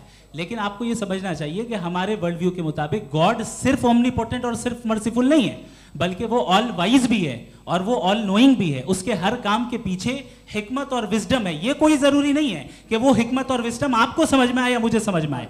अगर आप जो समझ रहे हैं उसके मुताबिक आप फैसला कर रहे हैं, ये लिमिटेड पर्सपेक्टिव से आर्ग्यूमेंट है। और इस चीज को हम अपनी दुनिया में, अपने लाइफ में, डेली लाइफ में इस प्रिंसिपल को एक्सेप्ट करते हैं। हम जब किसी डॉक्टर के पास जाते हैं, डॉक्टर के पास जाकर वो अगर उसने हमें कोई दवाई दी है तो हम ये तो नहीं कहते कि जब तक आपके पास जितना नॉलेज और जितना विजडम नहीं है, आपने क्यों ये दवाई दी है, तब तक हम इस चीज को एक्सेप्ट नहीं करेंगे। नहीं कहते, हम उसकी अथॉरिटी को तस्लीम करते हैं। क्यों? क्योंकि उसकी हम जानते हैं कि वो नॉलेजेबल है, वो विजडम वाला है, हमसे ज्यादा नॉलेज और हमसे ज्यादा विजडम है। बताएं सर। नहीं, डॉक्टर में और खुदा में बड़ा डिफरेंस है। डॉक्टर पढ़ा लिखा होता है, एक तो मैं उसकी बात सुनूंगा। दोनों ये नहीं, कुछ जवाब तो ये भी नहीं है। सर प्लीज, अगर सब ऑडियंस से बोलने लगेंगे तो फिर मतलब नहीं सिविलाइज्ड बहस का। मतलब आप ये कहें कि चूंकि आप डॉक्टर पे बिलीव करते हैं इसलिए खुदा पे बिलीव किए, क्या ये मिसाल आपको समझाने के आर्गुमेंट है, इस पे आपको एतराज नहीं है। तो सिंपल बात ये है कि मैं अगर ये यकीन कर लूँ कि एक ओमनीपोटेंट, उसकी मसलहत है, ये जो बच्चे मर रहे हैं ये मसलहत है उसकी, मुझे नहीं चाहिए थी मसलहत। उसकी मसलहत नहीं, यही तो समझना है, मतलब एक्सपीरियंस। अच्छा, इस आपने अभी मेरी बात पूरी सुनी नहीं। मैंने कहा आपका पूरा आर्ग्यूमेंट दो फॉल्स असम्पशंस पर है। एक फॉल्स असम्पशन मैंने बता दिया, दूसरा फॉल्स असम्पशन ये है कि इस दुनिया में इविल के होने का कोई गुड रीजन नहीं है, जबकि हमारे पास बाज रीजंस मौजूद हैं, हमारे पास बाज वजूहात मौजूद हैं। अगर इस दुनिया में इविल ना हो तो आप गुड को डिफाइन कैसे करेंगे? अगर जुल्म ना हो आप इंसाफ को समझेंगे कैसे? अगर तारीकी ना हो तो आप लाइट को समझेंगे कैसे? बहुत अच्छे। अभी और सुन लें, अभी और बाकी है। ये तो बात बहुत पसंद आई साहब मुझे कि जब तक रेप ना हो तब तक औरतों की इज्जत का ख्याल आपने मेरा जवाब पूरा सुना ही नहीं। जब तक के बच्चों का कत्ल ना किया जाए तब तक आपको बच्चों की मासूमियत की इज्जत। आपने पूरा जवाब सुना ही नहीं। क्या बात है, क्या आपने नुक्ता निकाला? आपने पूरा जवाब सुना ही नहीं। आप सुन लें, मेरी बात सुन लें। ये मैंने आपको एक चीज बताई। दूसरी चीज, इस दुनिया में हम आए हैं टेस्ट के लिए, हमारा टेस्ट हो रहा है और हर इंसान का अलग अलग अंदाज में टेस्ट होता है। और इस दुनिया में अगर इविल मौजूद है तो वो इविल जरिया है हमारे अंदर ह्यूमन नोबल क्वालिटीज को डेवलप करने का और अलग अलग फील्ड में प्रोग्रेस करने का। और अगर हमारे अंदर और इस दुनिया में इविल नहीं होता तो बताइए टेस्ट का मतलब क्या होता? अगर मैं अपने स्टूडेंट को एमसीक्यूज दूं और उसमें सिर्फ राइट आंसर लिख कर दे दूं और कहूं तुम्हारा टेस्ट हो गया, ये मीनिंगलेस है। इस दुनिया में अगर हम टेस्ट के लिए आए हैं तो जाहिर है गुड एंड इविल दोनों मौजूद है। तो अगर गुड एंड इविल दोनों मौजूद है तो ये इविल भी खुदा का बनाया हुआ है? जी हाँ, खुदा का बनाया हुआ है। लेकिन अच्छा, चलो अच्छी बात। जी बिल्कुल, तो बिल्कुल खुदा ने बनाया। अभी तो ये है कि जो मेजॉरिटी है दुनिया में वो इविल है, तो ये खुदा एक्चुअली इविल के साइड पे लग रहा है मुझे। बिल्कुल भी नहीं, मैं बताता हूं। मेजॉरिटी में तो वो है। क्या बात कर रहे हैं भाई आप? कोई भी जो मुंसिफ होगा, चाहे आपका अपना घर हो जिसके आप सबसे बड़े हैं, चाहे आपकी ऑर्गेनाइजेशन हो जो आप चलाते हैं, वहां पर आप इविल रखेंगे साबित करने को कि बाकी लोग शरीफ हैं? मेरी बात सुनिए, क्या ये आर्ग्यूमेंट ही गलत है? अगर कि जब तक के कोई इविल नहीं होगा तब तक के शरीफ आदमी शरीफ नहीं लगेगा। अगर एग्जामिनर गलत ऑप्शन दे रहा है तो एग्जामिनर इविल नहीं हो गया, जो गलत ऑप्शन को सेलेक्ट कर रहा है वो फेल होगा। क्रिएटर ने इविल को बनाया है लेकिन वो इविल नहीं है। अच्छा सुनिए मेरी बात, लेट मी कंप्लीट सर। जी जी। क्रिएटर ने इविल को बनाया है टेस्ट के लिए, वो इविल नहीं है। इविल वो होगा जो उसे इख्तियार करेगा। छुरी को बनाने वाला गलत नहीं होता है, छुरी का गलत इस्तेमाल करने वाला गलत होता है। रेप को कैसे गलत इस्तेमाल करते हैं? इंसान के फ्री विल का नतीजा ये रेप कैसे गलत इस्तेमाल होता है? ये मुझे अब सुन लें, अब सुन लें। गलत इस्तेमाल होता है। हाँ मैं बता रहा हूँ ना, कैसे गलत? मैं बता रहा हूँ कि जो इविल इस दुनिया में मौजूद है उसके कई सारे तरीके हैं। एक तरीका इंसान का अपना फ्री विल है। अब अगर कोई रेपिस्ट रेप कर रहा है तो इसका गॉड का कसूर नहीं है, वो अपने फ्री विल का गलत इस्तेमाल कर रहा है, उसको सजा मिलनी चाहिए। अच्छा। और उसी के लिए जहन्नम बनाई गई है। ये फ्री विल का भी बड़ा चक्कर। आप जब कोई बुरा काम करते हैं या कोई बुराई होती है तो ये कहा जाता है कि ये फ्री विल है। 7 billion free wills are moving on this planet. 7 billion free will. और एक आदमी अपनी फ्री विल से मुझे कत्ल कर दे तो मैं खुदा की मर्जी से मरा हूँ कि इसकी फ्री विल की वजह से? मेरी मौत खुदा के हाथ है या ये फ्री विल वाले के हाथ है? खुदा ने फ्री विल का निजाम बनाया है और उस निजाम का गलत इस्तेमाल करके कोई आपको मार रहा है, इस्तेमाल करके मेरा कत्ल कर देता है। अब मेरी मौत का जिम्मेदार कौन है? वो इंसान जिम्मेदार है। वो इंसान जी। तो ये कहना कि और उसको सजा मिलेगी। तो अब आप आगे चलिए कि ये तय करना कि अल्लाह ही या अल्लाह ने खुदा ही जिंदगी देता है, खुदा ही मौत देता है, ये गलत है। बिल्कुल गलत नहीं है। हाँ, नहीं, निजाम उसी ने बनाया फ्री विल का। निजाम मौत और हयात का उसी ने बनाया। You are contradicting yourself. अभी आपने कहा कि एक आदमी ने फ्री विल से आपको मार दिया, इसमें उसे फ्री विल दी गई थी, उसने गलत इस्तेमाल किया। 7 billion free wills are moving on this planet और आप चाह रहे हैं कि मैं सिर्फ खुदा का ध्यान करूं। ये 7 बिलियन फ्री विल्स को मुझे लुक आफ्टर करना पड़ेगा कि नहीं? ये तो तबाहियां कर रही हैं और तबाहियां ज़्यादा हो रही हैं। बिल्कुल। तो अगर आप बताएं अगर खुदा नहीं है फॉर एग्जाम्पल, तो आप इविल को कैसे डिसाइड करेंगे? यानी how can you define evil objectively without God? देखिए, दुनिया में 2 तरह के जानवर हैं। एक जो अकेले रहते हैं जंगल में और एक जो ग्रुप्स में रहते हैं। ग्रुप में जो भी रहेगा, चाहे वो आपका फाउंडेशन हो, चाहे कोई क्लब हो, चाहे कोई पॉलिटिकल पार्टी हो, चाहे कोई यूनिट हो, उसमें आपको इंटरैक्ट करने के रूल बनाने पड़ेंगे। यानी लोग तय करेंगे। लोग तय करेंगे। अगर लोगों ने ये तय किया कि किसी का रेप करना सही है, आप जस्टिफाई करेंगे? नहीं, आपका फाउंडेशन तो ये हो गया ना कि लोग ही विल डिसाइड करेंगे। नहीं, अरे दुनिया में ऐसे ग्रुप्स हैं जो रेप को जायज़ मानते हैं सर्टेन हालात में। मैं डिटेल में नहीं जानूंगा, आप भी जानते हैं। ये जो आईसिस वाले थे, इन्होंने क्या किया था, तो उन्होंने क्या किया उसका खुदा से कोई ताल्लुक नहीं है सर। मैंने सिंपल सवाल किया कि इविल को आप डिफाइन करते कैसे हैं? आइए वापस आइए जी। आप साथ में तभी रह सकते हैं जब कुछ आप ऐसे उसूल डेवलप करें जिसमें हर एक का बेसिक तहफ़्फ़ुज़, हर एक का बेसिक राइट हो और हर एक को कोई आराम मिले। यही तरीक़ा है किसी भी ऑर्गेनाइजेशन जिसमें एक से ज़्यादा लोग हैं और वो ऐसे चलती है ज़िंदगी। उसमें अगर आप गड़बड़ करेंगे तो तबाही होगी, नुकसान होगा, बर्बादियाँ आएंगी। और अगर उसमें आप घर ले लीजिए ना, एक हस्बैंड है, एक वाइफ है, बच्चे हैं, वालदा भी हैं, 2 बहनें भी हैं, एक भाई भी है।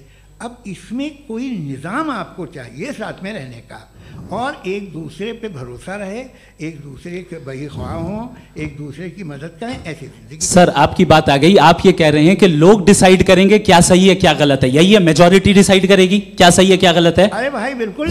मेजॉरिटी अगर ये कहे कि नाजी जर्मनी के साथ जिस तरह मेजॉरिटी थी कि जेनोसाइड करना सही है, आप जस्टिफाई करेंगे? उस वक्त आपका ये सवाल सिर्फ उसके बाद क्लोजिंग। हाँ, उस वक्त प्लेनेट पे जो लोग थे, उनमें कितने लोग हिटलर को सही समझते? अच्छा, प्लेनेट की मेजॉरिटी तय करेगी, सोसाइटी की नहीं। प्लेनेट की मेजॉरिटी गॉड के एग्जिस्टेंस को सही मानती है, आप क्यों नहीं मानते? ये हेलो ये क्रॉस क्वेश्चन का राउंड यहाँ पर समाप्त होता है। और ये बड़ा अच्छा है कि इस तरह से फ्रेगमेंट कर दिया गया है ताकि जो मरकरी ऊपर जा रहा है नीचे जवाब दे दूं जी। प्लेनेट की ज़्यादातर मेजॉरिटी कुछ दूसरे मजहबों के खुदा को मानती है। आप उन्हें क्यों नहीं? आप तो मेजॉरिटी की बात कर रहे हैं। अच्छा, ये क्लोजिंग आप ये कह रहे हैं इविल और गुड को डिसाइड मेजॉरिटी करेगी, मेजॉरिटी जो कर दे वो सही हो जाएगा। क्लोजिंग इसको जैसा आप ही लोगों ने तय किया है उसी फॉर्मेट को फॉलो कर लेते हैं। हाँ भाई, मैंने तो भले लोगों पे एतबार किया और तब मॉडरेशन तय किया। जी, आपके पास 5 मिनट का वक्त है, क्लोजिंग आर्ग्यूमेंट है, उसके बाद हम ऑडियंस से क्वेश्चन आंसर लेंगे जावेद साहब के क्लोजिंग आर्ग्यूमेंट के बाद। ओके, बहुत शुक्रिया जी। हमारा जो टॉपिक है डज गॉड एग्जिस्ट, मैं इस पे इतने एकेडमिक तैयारी करके आया था, मुझे था कि मैंने सोचा था कि कई सारे मैं आर्ग्यूमेंट्स दूंगा, लेकिन वक्त की भी किल्लत और जावेद साहब बार बार इधर उधर चले जा रहे थे तो उसको भी थोड़ा एंटरटेन करना पड़ गया। डज गॉड एग्जिस्ट पे मैं एक ही आर्ग्यूमेंट दे पाया, आर्ग्यूमेंट्स बहुत हैं और डेफिनेटिव आर्ग्यूमेंट्स हैं, और मेरे आर्ग्यूमेंट को किसी एक राउंड में भी इन्होंने एंटरटेन नहीं किया और रेफ्यूट नहीं किया, एक राउंड में भी नहीं, एक राउंड में भी नहीं, और ना ही अभी आपका क्लोजिंग आर्ग्यूमेंट आएगा, नहीं वो बता देना। Argument of contingency sir. अरे मैं आपसे कई बार कह चुका हूं कंटिजेंसी का मतलब अब मैं कैसे समझाऊं आपको, आपस में हाँ, आप और कितने आसानी से समझाऊं मैं, मुझे तो नहीं समझ में आ रहा है। आप अपनी आर्ग्यूमेंट ऑफ कंटिजेंसी उर्दू में बोल सकते हैं। हाँ, आप अपनी बात पूरी कर लें जी, आखिरी 4 मिनट। दूसरी चीज, just a minute please ma'am, can I talk? दूसरी चीज ये है कि आपने एक तो इसका जवाब नहीं दिया, दूसरा आपने गॉड के ना होने पर कोई डेफिनेटिव आर्ग्यूमेंट नहीं दिया, सिर्फ मजहब पे बात कर रहे हैं आप। मजहब तो आज हमारा टॉपिक ही नहीं था, आज तो हमारा टॉपिक हो, आप मजहब से ले लेकर आईएस तक चले गए। भाई हमारा क्या ताल्लुक है उससे, वी कंडेम देम, और उसका गॉड से क्या ताल्लुक है? अगर कोई गलत काम कर रहा है, किसी ने किसी को कत्ल किया, किसी ने किसी का रेप किया, उसको सजा मिलनी चाहिए, और आपके पास कोई भी rational strong foundation of morality नहीं है। आपने कहा कि मेजॉरिटी तय करेगी सोसाइटी की, वो सही होगा। मैंने कहा हिटलर को, फिर आप सही कहेंगे नहीं नहीं नहीं नहीं, प्लैनेट की सोसाइटी की मेजॉरिटी तय करेगी। तो प्लैनेट की मेजॉरिटी गॉड के एग्जिस्टेंस को मानती है, आप कह रहे हैं ये रिलीजियस है। तो यानी आपके पास कोई स्ट्रॉन्ग फाउंडेशन नहीं है ऑब्जेक्टिव मोरालिटी का। ऑब्जेक्टिव मोरालिटी का अगर कोई फाउंडेशन है तो वो सिर्फ गॉड है, गॉड है, गॉड है। थैंक यू जी। ये मुफ्ती शमाइल नदवी साहब का क्लोजिंग आर्ग्यूमेंट था। अब हमारे पास जी, मैं जी ये बड़ा अच्छा है कि दोनों लोगों को मॉडरेटर से शिकायत भी और बोल रहे भाई हमारी शाबाशी भी तो करते चलो। अब मेरी बात जी, आपके पास जावेद अख्तर साहब 5 मिनट का वक्त है, ये आपका क्लोजिंग आर्ग्यूमेंट है, टाइम रीसेट कर दें जी। देखिए, बहुत सारी बातें हैं। गॉड का डेफिनेशन दुनिया के किसी भी रिलीजन में है कि वो ओमनीपोटेंट है, ओमनी प्रेजेंट है, he is just, he is kind, he loves you and so on. मैं जब दुनिया देखता हूँ तो मुझे कोई ऐसा सुप्रीम पावर यहाँ दिखाई नहीं देती है जो इंसान की बहबूदी के लिए कुछ कर रही हो, कमज़ोर को बचा रही हो, मदद कर रही हो, जालिम को पीछे हटा रही हो। मैं नहीं देखा, तारीख़ में नहीं। एक तो अगर है और ये देख रहा है तमाशा, तो उसका होना न होना बराबर है। दोयम ये कि ये जो है, जब आप ये कहते हैं कि कायनात जिसकी कंटिजेंसी है, मैं देखिए वो लफ्ज़ इस्तेमाल किया मैं, तो ये कैसे हो सकती है भाई? और फ़ौरन आप सरेंडर कर देते हैं कि जाहिर है कि इसका बनाने वाला तो इससे 10,000 गुना ज़्यादा कॉम्प्लिकेटेड होगा। उस पर आपके होने पे कोई इतराज़ नहीं है। उसे वो टाइमलेस है, वो पहले से था, टाइम तो बहुत बाद में आया। ये सब आप मानने को तैयार है जिसका आपके पास कोई सबूत नहीं, आपके पास कोई रीज़न नहीं है। आपकी तारीख क्या है मज़हबों की? बिलीफ की, जो खुदाओं का बिलीफ है, ये कॉन्स्टेंटली गलत साबित होता रहा है। मतलब आप कहें कि अरिस्टोटल के ज़माने में तो सब जाहिल थे, वो भी इतने ही यकीन से खुदा पे यकीन रखते थे, जो अब नहीं रहा, ये भी नहीं रहेगा। आप लिख लीजिए, और इसके आसार आपको दुनिया में दिखाई देना शुरू हो चुके हैं। ये बहस क्या आज से 100 साल पहले इस तरह हो सकती थी? यहाँ तक तो आपको हम ले आए हैं। तो सर अरे इनको मदद की ज़रूरत नहीं भाई, ये सेल्फ सफिशिएंट आदमी है, आप क्यों इनकी मदद कर रहे हैं? Sir please. तो ये जो है तमाम बातें अपनी जगह हैं। ये एक पैकेज है। आप अकेले, कोई आदमी ऐसा नहीं जो सिर्फ गॉड को मानता हो, उसके साथ बहुत पैराफर्नेलिया आता है, अलग अलग पैराफर्नेलिया आते हैं। They have always created chaos in the society. मैं तो आपको सीधा ऑफर देता हूँ कि दुनिया में 10 इम्पॉर्टेंट बिलीव्स हैं। आप एक मानते हैं, 9 नहीं मानते, 9 में आप एथियस्ट हैं, 9 को आप बिल्कुल रीजनेबली मेरी तरह देखते हैं। तो 90 मजहबी आदमी भी 90% एथियस्ट है, वो दूसरे खुदा नहीं मानता, एक खुदा मानता है अपना वाला, बाकियों को कहता है गलत है। अगर आप मानना ही बंद कर दें तो आपका 10% चांस है कि आप सही हैं और 90% चांस है कि आप गलत हैं। मेरा मशवरा है, आप मानना छोड़ दिए तो 50% चांस होगा कि आप सही हैं और 50% चांस होगा, 40% आप गेन करेंगे बाय बिकमिंग एन एथीस्ट।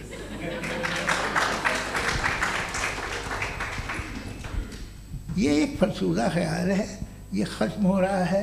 हो सकता है मेरी ज़िंदगी में ना हो, लेकिन ये हो जाएगा। जो बातें ये इनको आप मेटाफिज़िकल ये वो ऐसे रिस्पेक्टेबल टर्म दे दिए, ये तो उन लोग के हैं जिन्हें ना फिज़िक्स मालूम थी ना मेटा मालूम था, ये उन्होंने आपको दिए हैं। जी बहुत शुक्रिया आप दोनों लोगों का। और अब इस बातचीत का आखिरी राउंड शुरू होगा, डज गॉड एग्जिस्ट की ये बहस मुफ्ती शमाइल नदवी और जावेद अख्तर साहब के बीच। आप लोग अपने अपने हाथ ऊपर करेंगे, मैं यहाँ से तय करूँगा। और माइक हमारे पास है क्या? एक ही माइक है ऑडियंस के लिए? 2 माइक है, एक इस तरफ एक इस तरफ, ठीक है। तो जी सबसे पहले हमारी सहयोगी हैं मारिया शकील जी, पूछिए सवाल। थोड़ा सा रुकेंगे ताकि कैमरे का फ्रेम आप पर आ जाए, आपकी तो प्रैक्टिस है टीवी की। जी नदवी साहब, मैं खुदा को मानती हूँ, पहले मैं इसी प्रमाइस से शुरू कर रही हूँ और ये बता रही हूँ आपको, मैं मानती हूँ। लेकिन कुछ सवाल हैं जो जावेद साहब ने उठाया, उसका जवाब आपको देना चाहिए। पहला सवाल ये कि गज़ा में सालों से छोटे बच्चे मर रहे हैं, वो उनको अगर खुदा मर्सीफुल है, हम मानते हैं कि अल्लाह ताला में बहुत ताकत है, तो वो बच्चे क्यों मर रहे हैं?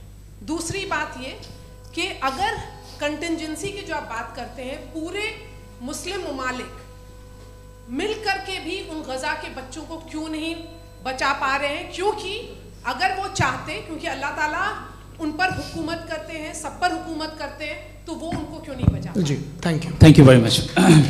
बहुत अच्छा किया आपने इस चीज़ को जिक्र कर दिया, मैं इसको और अच्छे से एक्सप्लेन करने की कोशिश करता हूँ। देखें, जहाँ तक आपने कहा कि गज़ा के बच्चों को मारा जा रहा है, देखें 2 वर्ल्ड व्यू है, एक एथीस्टिक वर्ल्ड व्यू, एक थीस्टिक वर्ल्ड व्यू है। बच्चे मर रहे हैं दोनों वर्ल्ड व्यू में, लेकिन हमारा वर्ल्ड व्यू कह रहा है कि रिकॉम्पेंस है, ये कह रहे हैं कि उनका मरना बेकार जाने वाला है, कोई उसका रिकॉम्पेंस नहीं है, चूंकि इनके यहाँ आखिरत और अल्लाह का कोई तसव्वुर या गॉड का कोई तसव्वुर नहीं है। आपने ये सवाल किया कि गॉड मर्सीफुल है, क्यों नहीं रोकता? ये मैंने बताया कि ये मिसकंसेप्शन है लोगों के दरमियान कि गॉड को सिर्फ मर्सीफुल और ओमनीपोटेंट समझते हैं। गॉड के सिर्फ यही 2 एट्रीब्यूट्स नहीं हैं, गॉड के कई सारे एट्रीब्यूट्स हैं, उनमें से अल हकीम भी है, उनमें से ऑल वाइज भी है, ऑल नोइंग भी है। लिहाजा अगर इस दुनिया में किसी को तकलीफ आ रही है और गॉड उसको नहीं रोक रहा है, वो इसलिए नहीं रोक रहा है चूंकि इंसानों को फ्री विल दिया गया है। ठीक इसी तरीके से अगर एक डॉक्टर किसी छोटे बच्चे को इंजेक्शन लगा रहा है, उसे तकलीफ पहुंच रही है, उसके लिमिटेड पर्सपेक्टिव के एतबार से ये गलत हो रहा है और डॉक्टर बुरा है। लेकिन जब आप ब्रॉडर पिक्चर को देखेंगी, आपके और हमारे पास सिर्फ एक पिक्सल है, हमें इतना नजर आ रहा है कि गज़ा में कत्ल हो रहा है, लेकिन इसके पीछे कितना रिकॉम्पेंस उनको मिलने वाला है, पूरा पिक्चर गॉड के पास है। तो एक पिक्सल से आप पूरे पिक्चर को कभी भी जज नहीं कर सकती। आप इसमें कुछ जोड़ना चाहेंगे? आपको कुछ बोलना है इसमें? भैया आपने बहुत अच्छा जस्टिफिकेशन दिया, या आप वो जो वहाँ के प्राइम मिनिस्टर इजराइल के उन्हें भेजिए, वो बहुत खुश होंगे। आप जस्टिफिकेशन दे देना कि अगर गॉड नहीं है तो बच्चे क्यों मर रहे हैं, आप बताएं। वो ये सवाल पूछ रहे हैं कि अगर आप ईश्वर का अस्तित्व नहीं मानते हैं तो उन बच्चों की मौत को आप कैसे इंटरप्रेट करते हैं? भाई ये दुनिया जो है, जो ताकतवर लोग होते हैं वो एक नाइंसाफ़ी करते हैं। तो ये अच्छा काम है आपके नज़दीक, तो नेचर नाइंसाफ़ी पे मबनी है। अरे मेरे भाई, आप नेचर की कहाँ बात कर, मैं तो इंसान की बात। तो फिर जब मैं इंसान की बात कर रहा था आप नेचर की बात करने लग गए। क्रॉस एग्जामिनेशन नहीं। हाँ, अब आप मुझे बोलने नहीं देंगे तो अलग बात है, आप बोलिए, मुझे कोई जल्दी नहीं। जी नहीं, ये क्रॉस एग्जामिनेशन मुझे बोल तो लेने दीजिए। जी बोलिए। क्या बात ये है कि ह्यूमन सोसाइटी तभी साथ में रह सकती है जब वो मोहब्बत से, एकता से, एक दूसरे के एहतराम करके रहे। इसके अलावा पॉसिबल नहीं है, अकेले तो इंसान रह नहीं सकता। वहाँ पर कुछ लोग हैं जो फाउल करते हैं, वो फाउल हमेशा से तारीख में होता आया है। आज ये हो रहा है, जो हो रहा है बहुत बुरा हो रहा है, बहुत जालिमाना है, बहुत जाबराना है।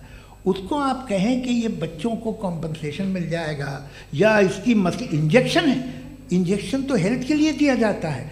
आप ये कह रहे हैं कि ये बच्चों की जो धज्जियाँ उड़ रही हैं ये इंजेक्शन है, ये टेस्ट है, ये टेस्ट है और उस टेस्ट में उनको ऐसा रिकॉम्पेंस मिलेगा जो आपके तस्वुर के बाहर है। ये आप 3 बरस के बच्चे को बारूद से उड़ा के टेस्ट ले रहे हैं? वाह, वो नहीं ले रहा है, खुदा नहीं उड़ा रहा है, इजराइल उड़ा रहा है जी। ये तो उसको कंडेम करें। अगला सवाल लेते हैं प्रोफेसर पुरुषोत्तम अग्रवाल। मुफ्ती साहब, एक निवेदन आपसे है कि कम से कम थोड़ा सा माइक क्लोज एक रिलीजियस और फिलॉसफिकल कर मैम प्लीज।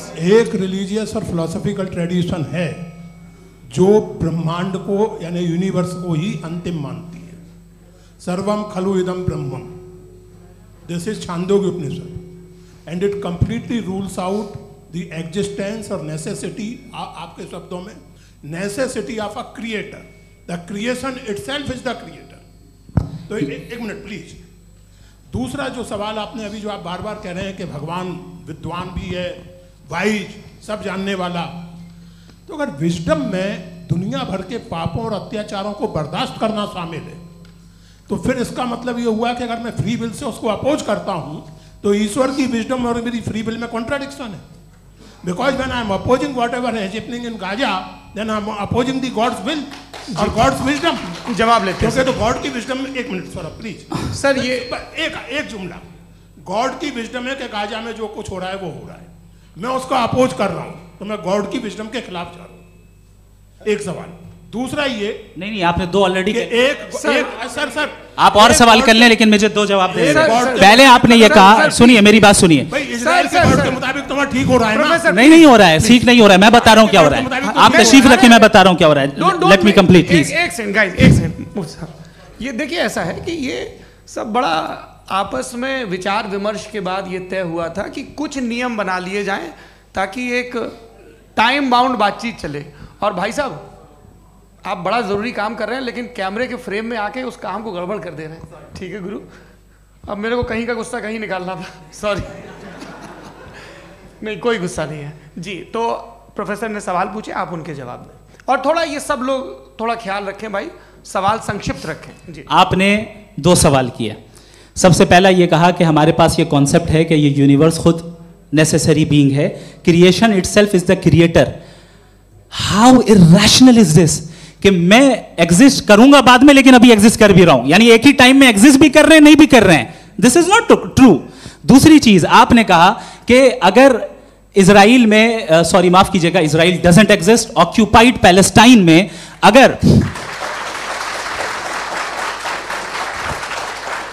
अगर ऑक्यूपाइड पैलेस्टाइन में बच्चों को मारा जा रहा है फ्री विल की वजह से और गॉड नहीं रोक रहा, ये कॉन्ट्रडिक्शन है। ये बताइए कि एक एग्जाम में एक बच्चा गलत आंसर लिख रहा है, सुनिए, एग्जामिनर चाहे तो रोक सकता है, क्यों नहीं रोक रहा है? ये कॉन्ट्रडिक्शन है, ये कॉन्ट्रडिक्शन नहीं है। नहीं सर, ये आपस में जी, ये क्या आपका सवाल? माइक दीजिए। फ्री विल दिया गया है टेस्ट के लिए, अकाउंटेबिलिटी के लिए। अगर फ्री विल नहीं होता तो आप कहते हैं हमें रोबोट बना दिया गया। नॉट मिसरिप्रेजेंट माय पोजीशन, आपकी जो भी पोजीशन, मैं अपनी फ्री विल के नाते, अपने ह्यूमन विजडम के नाते गाजा में हो रही अत्याचार का विरोध करता हूं। बिल्कुल करना चाहिए। आपके हिसाब से मैं गॉड की विजडम का विरोध कर रहा हूं? बिल्कुल नहीं, जो हो रहा है गॉड की, बिल्कुल भी नहीं, बिल्कुल भी नहीं। उसका वहां पर गाजा में कत्ल होना ये इंसानों के गलत इस्तेमाल का नतीजा है, फ्री विल के इस्तेमाल का नतीजा है। गॉड इसका हुक्म नहीं देता, उससे रोकता है। यही तो मसला है ना, आपके लिए कॉन्सेप्ट क्लियर है? नहीं भाई, आपने तो बताया था इंजेक्शन लगाने से बच्चे को तकलीफ होती है, ये इंजेक्शन लगा। सर आप ऐसे रेटोरिक स्टेटमेंट दें तब तो कोई मसला नहीं समझते रहेंगे। This is a rhetoric statement, this is not a logical argument sir. I am sorry. आखिरी 30 मिनट बड़े मुश्किल होने वाले हैं जी। मुफ्ती साहब आगे बैठे हैं, इनको माइक दीजिए। हाँ तरुण, माइक आप अपने पास रखिए, आपको कैमरे का फ्रेम पता है जी। सबसे पहले दोनों को मुबारकबाद। एक सर अपना आप नाम बता दें। आप अमेरिका में शिकागो में रहते हैं, इतना मुझे याद है। बताया आपको, यासिर नदीम अलवाजदी मेरा नाम है। जावेद सर, आपसे एक क्वेश्चन है इन्फिनिट रिग्रेस के ताल्लुक से। एक हाइपोथेटिकल सिनेरियो है, मसलन अगर आप सर माइक थोड़ा सा प्लीज क्लोज रखिए जी। अगर आप शायर इसलिए हैं कि आपके कोई उस्ताद शायर थे, और वो इसलिए शायर थे कि उनके कोई उस्ताद शायर थे, और इसी तरीके से हम माजी में पीछे चलते चलते चले जाएं और कहीं ना रुके, तो माफ कीजिएगा आप कभी शायर नहीं हो सकते। लेकिन आप शायर हैं, आपका शायर एग्जिस्ट करता है, इसका मतलब ये है कि आप कहीं ना कहीं रुके हैं। तो मेरा सवाल ये है कि क्या आप इन्फिनिट रिग्रेस ऑफ कॉजेस को लॉजिकल फैलेसी मानते हैं या नहीं मानते? हाँ या ना? मैं इन्हें लॉजिकल फैलेसी नहीं मानता हूँ, लेकिन मेरा प्रॉब्लम यह है कि जब मैं नहीं मानता हूँ तो I will continue with this logic जो फैलेसी नहीं हो। आप एक जगह रुक जाते हैं जाके, आप कहते हैं ये गेंद कैसे बनी, ये जजीरा कैसे बना, ये समंदर कैसे बना, ये ज़मीन कैसे बनी, और अचानक गॉड पे जाके आपको ब्रेक लग जाता है। एक बार आप सवाल नहीं करते कि भाई इनको बनाने वाला तो इनसे भी कॉम्प्लिकेटेड होगा, वो कैसे बना, उसके बारे में आपने इत्मीनान कर लिया, वो हमेशा से है। तो अगर आप उसे हमेशा से मानते हैं तो फिर ये मान लीजिए कि कायनात हमेशा से है, क्या तकलीफ है? फिर हम वजूद में नहीं आते जी हैं? हम मौजूद नहीं। अच्छा सर क्यों नहीं हो सकते? मैं बताऊंगा प्लीज प्लीज। जैसे मैंने मिसाल दी आपके शेर, आपका शेर कभी वजूद में ना आता अगर शायद इसी तरह चलते रहते हमेशा। जी माइक मेरे ख्याल से एक सेकंड, इन्फिनिट रिग्रेस का कॉन्सेप्ट क्लियर नहीं हो पाया, ऐसे रहने दें, लेट्स मूव ऑन सर। ठीक है, हाँ थोड़ा सा मॉडरेटर का भी ख्याल रखें। नहीं आपने तो रखा है, आपने रखा है। यहाँ पे गौहर रजा साहब हैं, वो भी एक सवाल पूछना चाहते हैं। माइक नीचे से ऑन कर दिए, नीचे। पहले तो ये कह दूं कि मैं उन बच्चों से शर्मिंदा हूं जिनको गज़ा में कत्ल किया गया, क्योंकि हमारे होते हुए कत्ल किया गया। लेकिन उससे ज़्यादा शर्मिंदगी इस बात से हुई कि मुझे लगा कि मुफ्ती साहब उसको जस्टिफाई कर रहे हैं। बिल्कुल भी नहीं, आप बहुत ही गलत। मुझे लगा मैं गलत हो सकता हूं, बिल्कुल गलत। मैं सवाल पूछ रहा हूं, सवाल मैं सवाल पूछ रहा हूं। मैं जावेद भाई से डिसएग्री करता हूं। एक सेकंड देखिए, अगर देखिए ऐसा, एक सेकंड आप सर वेट, अरे आप कुछ मेरे पहले मुझे अपनी बात कह लेने दीजिए। अगर ऑडियंस तय करेगी तो फिर मॉडरेटर का मतलब नहीं। मेरा आप सबसे ये कहना है, ये बहस दो लोगों के बीच में है, एक तरफ मुफ्ती साहब, एक तरफ जावेद साहब। पिछले 1.5 घंटे से ये लोग अपने अपने तर्क रख रहे हैं। आपकी इनसे इत्तेफाकी हो सकती है, ना इत्तेफाकी हो सकती है। मेरे उस्ताद मुझे सिखा गए हैं कि मुखामुखम में असहमति की गुंजाइश बची रहनी चाहिए। अगर मैं आपकी बहुत इज्जत करता हूँ गौहर साहब, आपने जो कमाल की किताबें लिखी, साइंटिफिक टेम्परामेंट, लेकिन मेरी ये गुजारिश है आप सबसे कि यदि आप इन लोगों ने जो बोला उन पर टिप्पणियां करेंगे तो ना वक्त की पाबंदी रहेगी, ना वो अनुशासन। आप सवाल पूछ लें, उस सवाल में जो बात आ जाए वो आ जाए। मैं जावेद साहब से डिसएग्री करता हूं, इसलिए जावेद साहब से सवाल पूछ रहा हूं। आपका सवाल जावेद अख्तर साहब से। और सवाल ये है मेरा कि जावेद साहब ने कई बार लॉजिक का इस्तेमाल किया कि साइंस में लॉजिक है और रिलीजन में लॉजिक नहीं है। मेरा ख्याल ये है कि रिलीजन में भी लॉजिक है, लेकिन उस लॉजिक की बेसिस ये है कि आप रुक जाते हैं, जिसका जिक्र जावेद साहब ने बार बार किया, यानी खुदा के तसव्वुर पे आते हुए, गॉड के तसव्वुर पे आते हुए रुक जाते हैं। और इसमें सवाल पूछना मतलब फॉरबिडन होता है। सवाल ये है कि क्या जावेद साहब इससे एग्री करते हैं कि साइंस की लॉजिक अलग है और रिलीजन की लॉजिक अलग है? बताइए सर। देखिए, 3 चीज़ें हैं, साइंस है, एक है मंतिक है, इस्तिदलाल है, और एक जो है कुछ भी नहीं है, फेथ है, अकीदा है। मैं अकीदे की लॉजिक का कायल नहीं हूँ। मुझे आप इस्तिदलाल से, लॉजिक से, रीज़न से समझाइए, मैं मानने को तैयार हूँ, मेरा क्या नुकसान होगा। लेकिन ये कि अकीदे पे मैं नहीं जा सकता हूँ। अकीदे का मतलब है कि तुम ये मान लो, सवाल ना करो, ये नहीं। आप सारी बातें करके, बड़ी साइंटिफिक बातें करके एक जगह जाके खुदा के हुदूद पे रुक जाते हैं, सरेंडर कर देते हैं। मैं सरेंडर करने को तैयार नहीं। That's all. जी, ये आगे सर बैठे हुए हैं, इनको माइक दीजिए। भाई वो आप पूछना चाह रहे थे ना भाई? हाँ, नहीं मैं ये थैंक यू जी। आपका नाम? आसिम इफ्तिखार। आसिम जी, पूछिए। सर, जावेद सर से सवाल है कि आपने अपने माइक थोड़ा करीब अपने क्लोजिंग स्टेटमेंट में ये बात कही थी कि मज़हब का जो फ्यूचर है वो ज़्यादा दिन नहीं जाने वाला है। लेकिन मैं देख पा रहा हूँ कि जो ऑक्सफोर्ड यूनिवर्सिटी की एक स्टडी है 2011 में हुई है, जिसके 50 एकेडमिशियंस ने इसको अंजाम दिया था, उसमें वो ये कहते हैं कि जो फेथ इन गॉड है वो इनबिल्ट है ह्यूमन नेचर के अंदर, जिसको हम कहते हैं फितरत के अंदर शामिल है वो। और वो ये कहते हैं कि अगर कोई ये समझता है कि मज़हब को वो ख़त्म कर देगा तो ये उसकी गलत फहमी है। तो आप इसके बारे में, इस स्टडीज़ के बारे में क्या कहते हैं? ठीक है, मैं उनसे एग्री नहीं करता हूँ। वो कौन से प्रोफेसर होंगे? ऐसा उनके पास डेटा है, इन्होंने डेटा के बेस होगा। डेटा क्या हो सकता है? फ्यूचर का डेटा तो नहीं हो सकता ना उनके पास। प्रेजेंट का डेटा हो सकता है। डेटा आपने सुना 100 साल पहले का बाद का डेटा, मैंने तो नहीं सुना आज तक। तो आज उनकी ये राय है और होगी राय, ठीक है, दुनिया में तरह तरह की राय है लोग, लेकिन मैं समझता हूँ कि वक्त के साथ इंसान ज़्यादा से ज़्यादा रीज़नेबल और लॉजिकल होता जा रहा है। आज आप देखिए वेस्टर्न यूरोप में क्या परसेंटेज है नॉन बिलीवर्स की, बहुत हाई, वहाँ चर्च खाली पड़े होते हैं। तो अल्टीमेटली तो इंसान कोई ऐसी बात बहुत अरसे तक नहीं मान सकेगा, चाहे गलत या सही, जो उसे उसके दिमाग को, उसके जहन को, उसके लॉजिक को अपील न करे। वो कह रहे हैं तो ऑक्सफोर्ड के होंगे तो कैम्ब्रिज के होंगे, तो मुझे क्या लेना देना, उनका डेटा मुस्तकबिल का नहीं हो सकता है। जी दीपक, हाँ पूछिए। मैं आऊँगा अभी, पीछे की साइड भी आऊँगा, माइक वहीं भेजूंगा 2-3 साल के लिए। जी जावेद साहब, आपसे सवाल है। नमस्ते। अरे भाई सर, अगर आप ही लोग तय करना है तो फिर 200 लोग तय कर लें। नहीं sir, please don't do this sir, everybody has a right sir, but we can only take selected questions.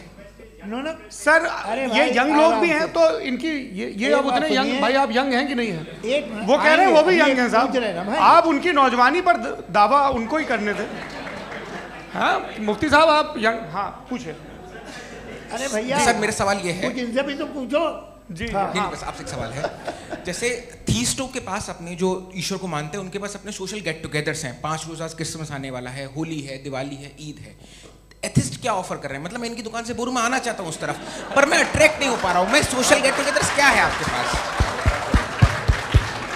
वो ये कह रहे हैं कि जो धार्मिक लोग हैं, अलग अलग धर्म के लोग, उनके उत्सव त्योहार कॉन्ग्रेगेशन बहुत हैं। अब आपको मैं एक सुनाता हूँ, यहाँ हिस्टोरियन भी बैठे हैं, मृदुला जी आप बताइएगा सही है क्या।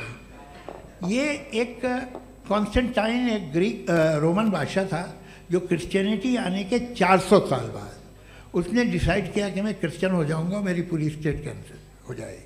उस ज़माने में ऐसे ही होता था, राजा जो धर्म इख्तियार करता था वो जनता भी कर लेती थी, इसलिए कि वो हो गया था बैंकरप्ट, और उसे जो मेडिटेरियन कोस्ट के रिच क्रिश्चियन वो थे मर्चेंट, उससे पैसा चाहिए था। तो उसने कहा यार क्रिश्चियन हो जाओ। तो उसने अपने वजीर से कहा कि भाई ये हिस्ट्री है कि अब हम लोग क्रिश्चियन हो जाते हैं।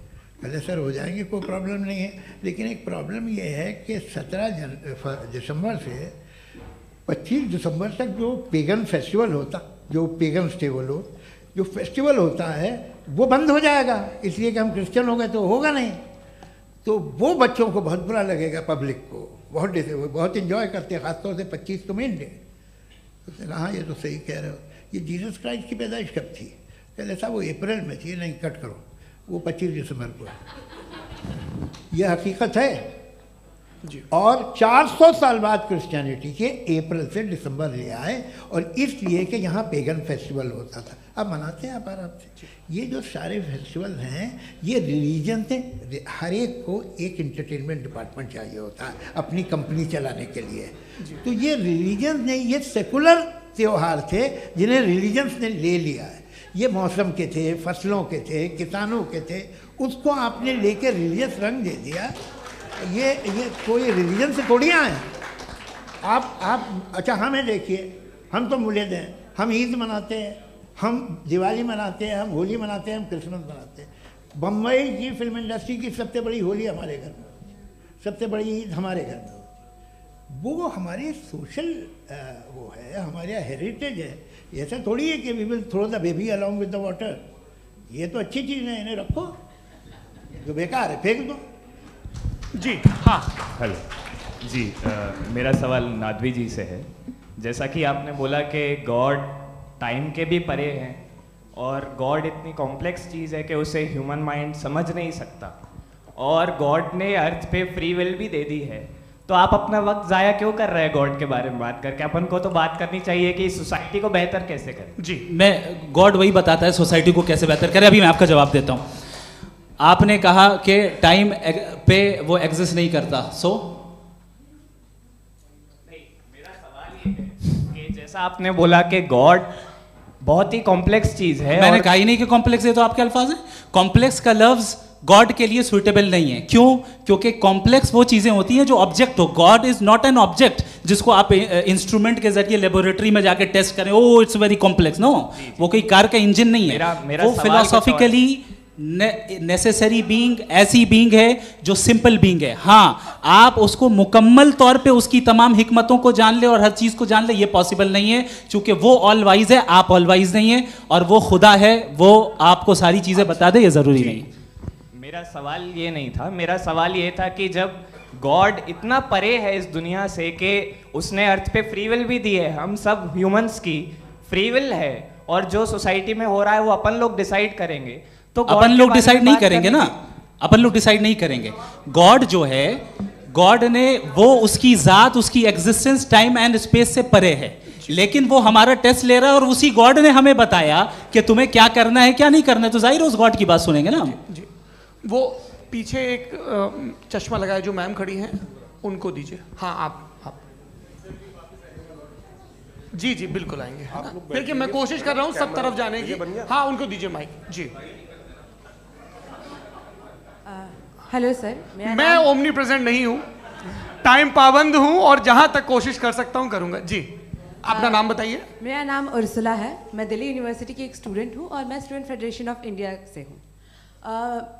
मेरा सवाल मुफ्ती जी से है कि इस हॉल के इस कमरे में बैठ के हम लोग रेप की मोरालिटी के बारे में फिलोसफिकली बात तो कर सकते हैं, बट असलियत ये है कि रोज़मर्रा की ज़िंदगी में औरतें रेप के थ्रू गुजरती हैं, और हम लोग सिर्फ नंबर्स पे इस तरह नहीं देख सकते, क्योंकि कितनी औरतें हैं इन कंट्रीज़ में जहाँ पे आप बता रहे हैं कि केसेस कम हैं, जिनका एक्सेस है कि वो जाके केस फाइल कर सकें। कितनी औरतें हैं जो जिनको काम करने की आज़ादी है उन कंट्रीज़ में। यूरोप में ये आज़ादी आ गई, यूरोप में ये रूल्स आ गए, तो हम आज उसके बारे में बात कर पा रहे हैं। जी, जवाब।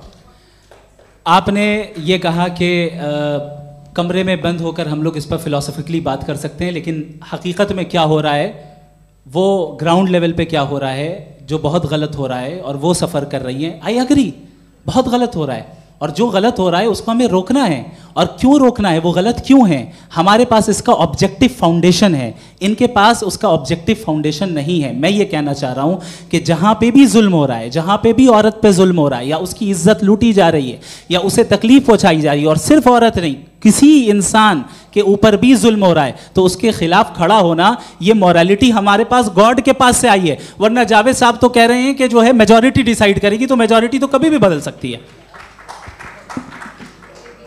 क्या आप हाँ। ये थोड़ी सी आपको गलतफहमी है। मैं अगर मेरे जुमले से ये मदनत निकला या मैंने कहा, तो ये जुमला मैं वापस लेता हूँ, ये मेरा मतलब ही नहीं था कि मेजॉरिटी डिसाइड करेंगे। मेजॉरिटी डिसाइड करे तो दुनिया में बड़ी, वैसे आपने कहा था ये जुमला। अच्छा, हो मैं मान रहा हूँ, बाद में रिकैप कर लेंगे। अरे एक सेकंड मैं अपनी एक्सप्लेनेशन दे रहा हूँ।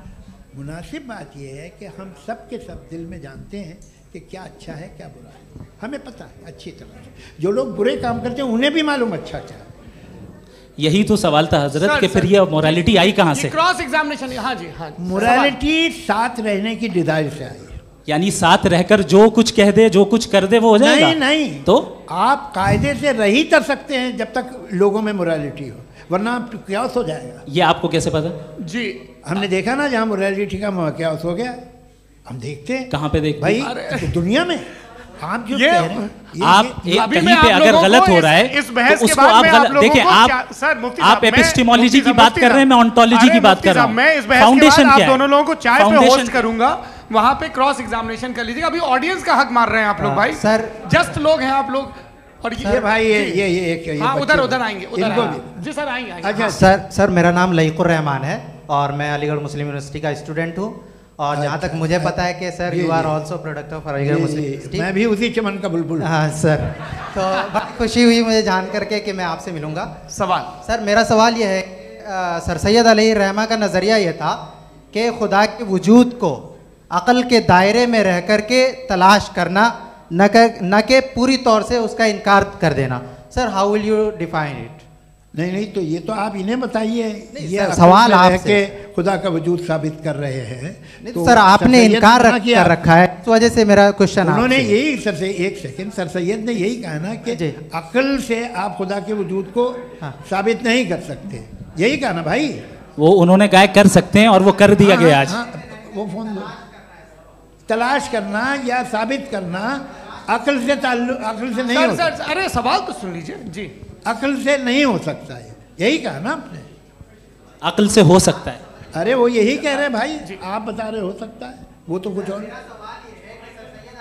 आप अगर सर देखो नौजवान फोन ले लो, वो इतनी कमाल की यूनिवर्सिटी है। अरे भाई दे दो उन्हें जरा, एक मिनट दे दो भाई, मेरी बात सुनो, माइक पे बोलो ताकि जो लाखों लोग देख रहे हैं। माइक दे दो ना। अरे देंगे ना माइक, तुम ठहरो तो। हाँ सर, मेरा सवाल ये था कि सर सैयद अलैहिर्रहमा का एक नज़रिया था अपना कि खुदा का जो वजूद है उसको अक़ल के दायरे में रह करके तलाश करना है, न कि पूरे तौर से इनकार कर देना है। ये उनका कॉन्सेप्ट था। लेकिन मेरा सवाल ये है कि आप इसको कैसे डिफाइन करते हैं, एक्सप्लेन कैसे करेंगे, मैं आपसे जानना चाहता हूँ, क्योंकि you are the product of Aligarh Muslim University. मुझे अक़ल के दायरे में रख के मैंने बहुत तलाश की, मुझे मिला नहीं। हाँ ये इधर वो चश्मा लगाएं जो, हाँ उनको दे दीजिए। जी जी फटाफट पूछिए, बस 5 मिनट है, 5 मिनट में खत्म हो रहा है। हाँ अस्सलाम वालेकुम मुफ्ती साहब। एंड मेरा सवाल जावेद अख्तर साहब से। क्या नाम है आपका? अरे भैया सब मुझे पूछ रहे हो। फैज पूछिए फैज साहब। तो मेरा सवाल ये है कि अभी जो एथियस्ट है वो problem of evil argument use कर रहे हैं अगेंस्ट मुस्लिम्स, राइट? कि इस दुनिया में इतना सारा ईविल है और अगेंस्ट मुस्लिम तो यहाँ अगेंस्ट थियस्ट। हाँ थोड़ा सा करेक्ट कर लीजिए भाई, पूरी मशक्कत ही इसी बात की थी कि किसी एक मजहब पे बात न टिके। जी, तो बेसिकली ये आर्ग्यूमेंट ऐसा है कि इस दुनिया में इतना ज़्यादा ईवल एग्जिस्ट करता है और अगर एक ऑल गुड गॉड है तो वो रोकता क्यों नहीं है?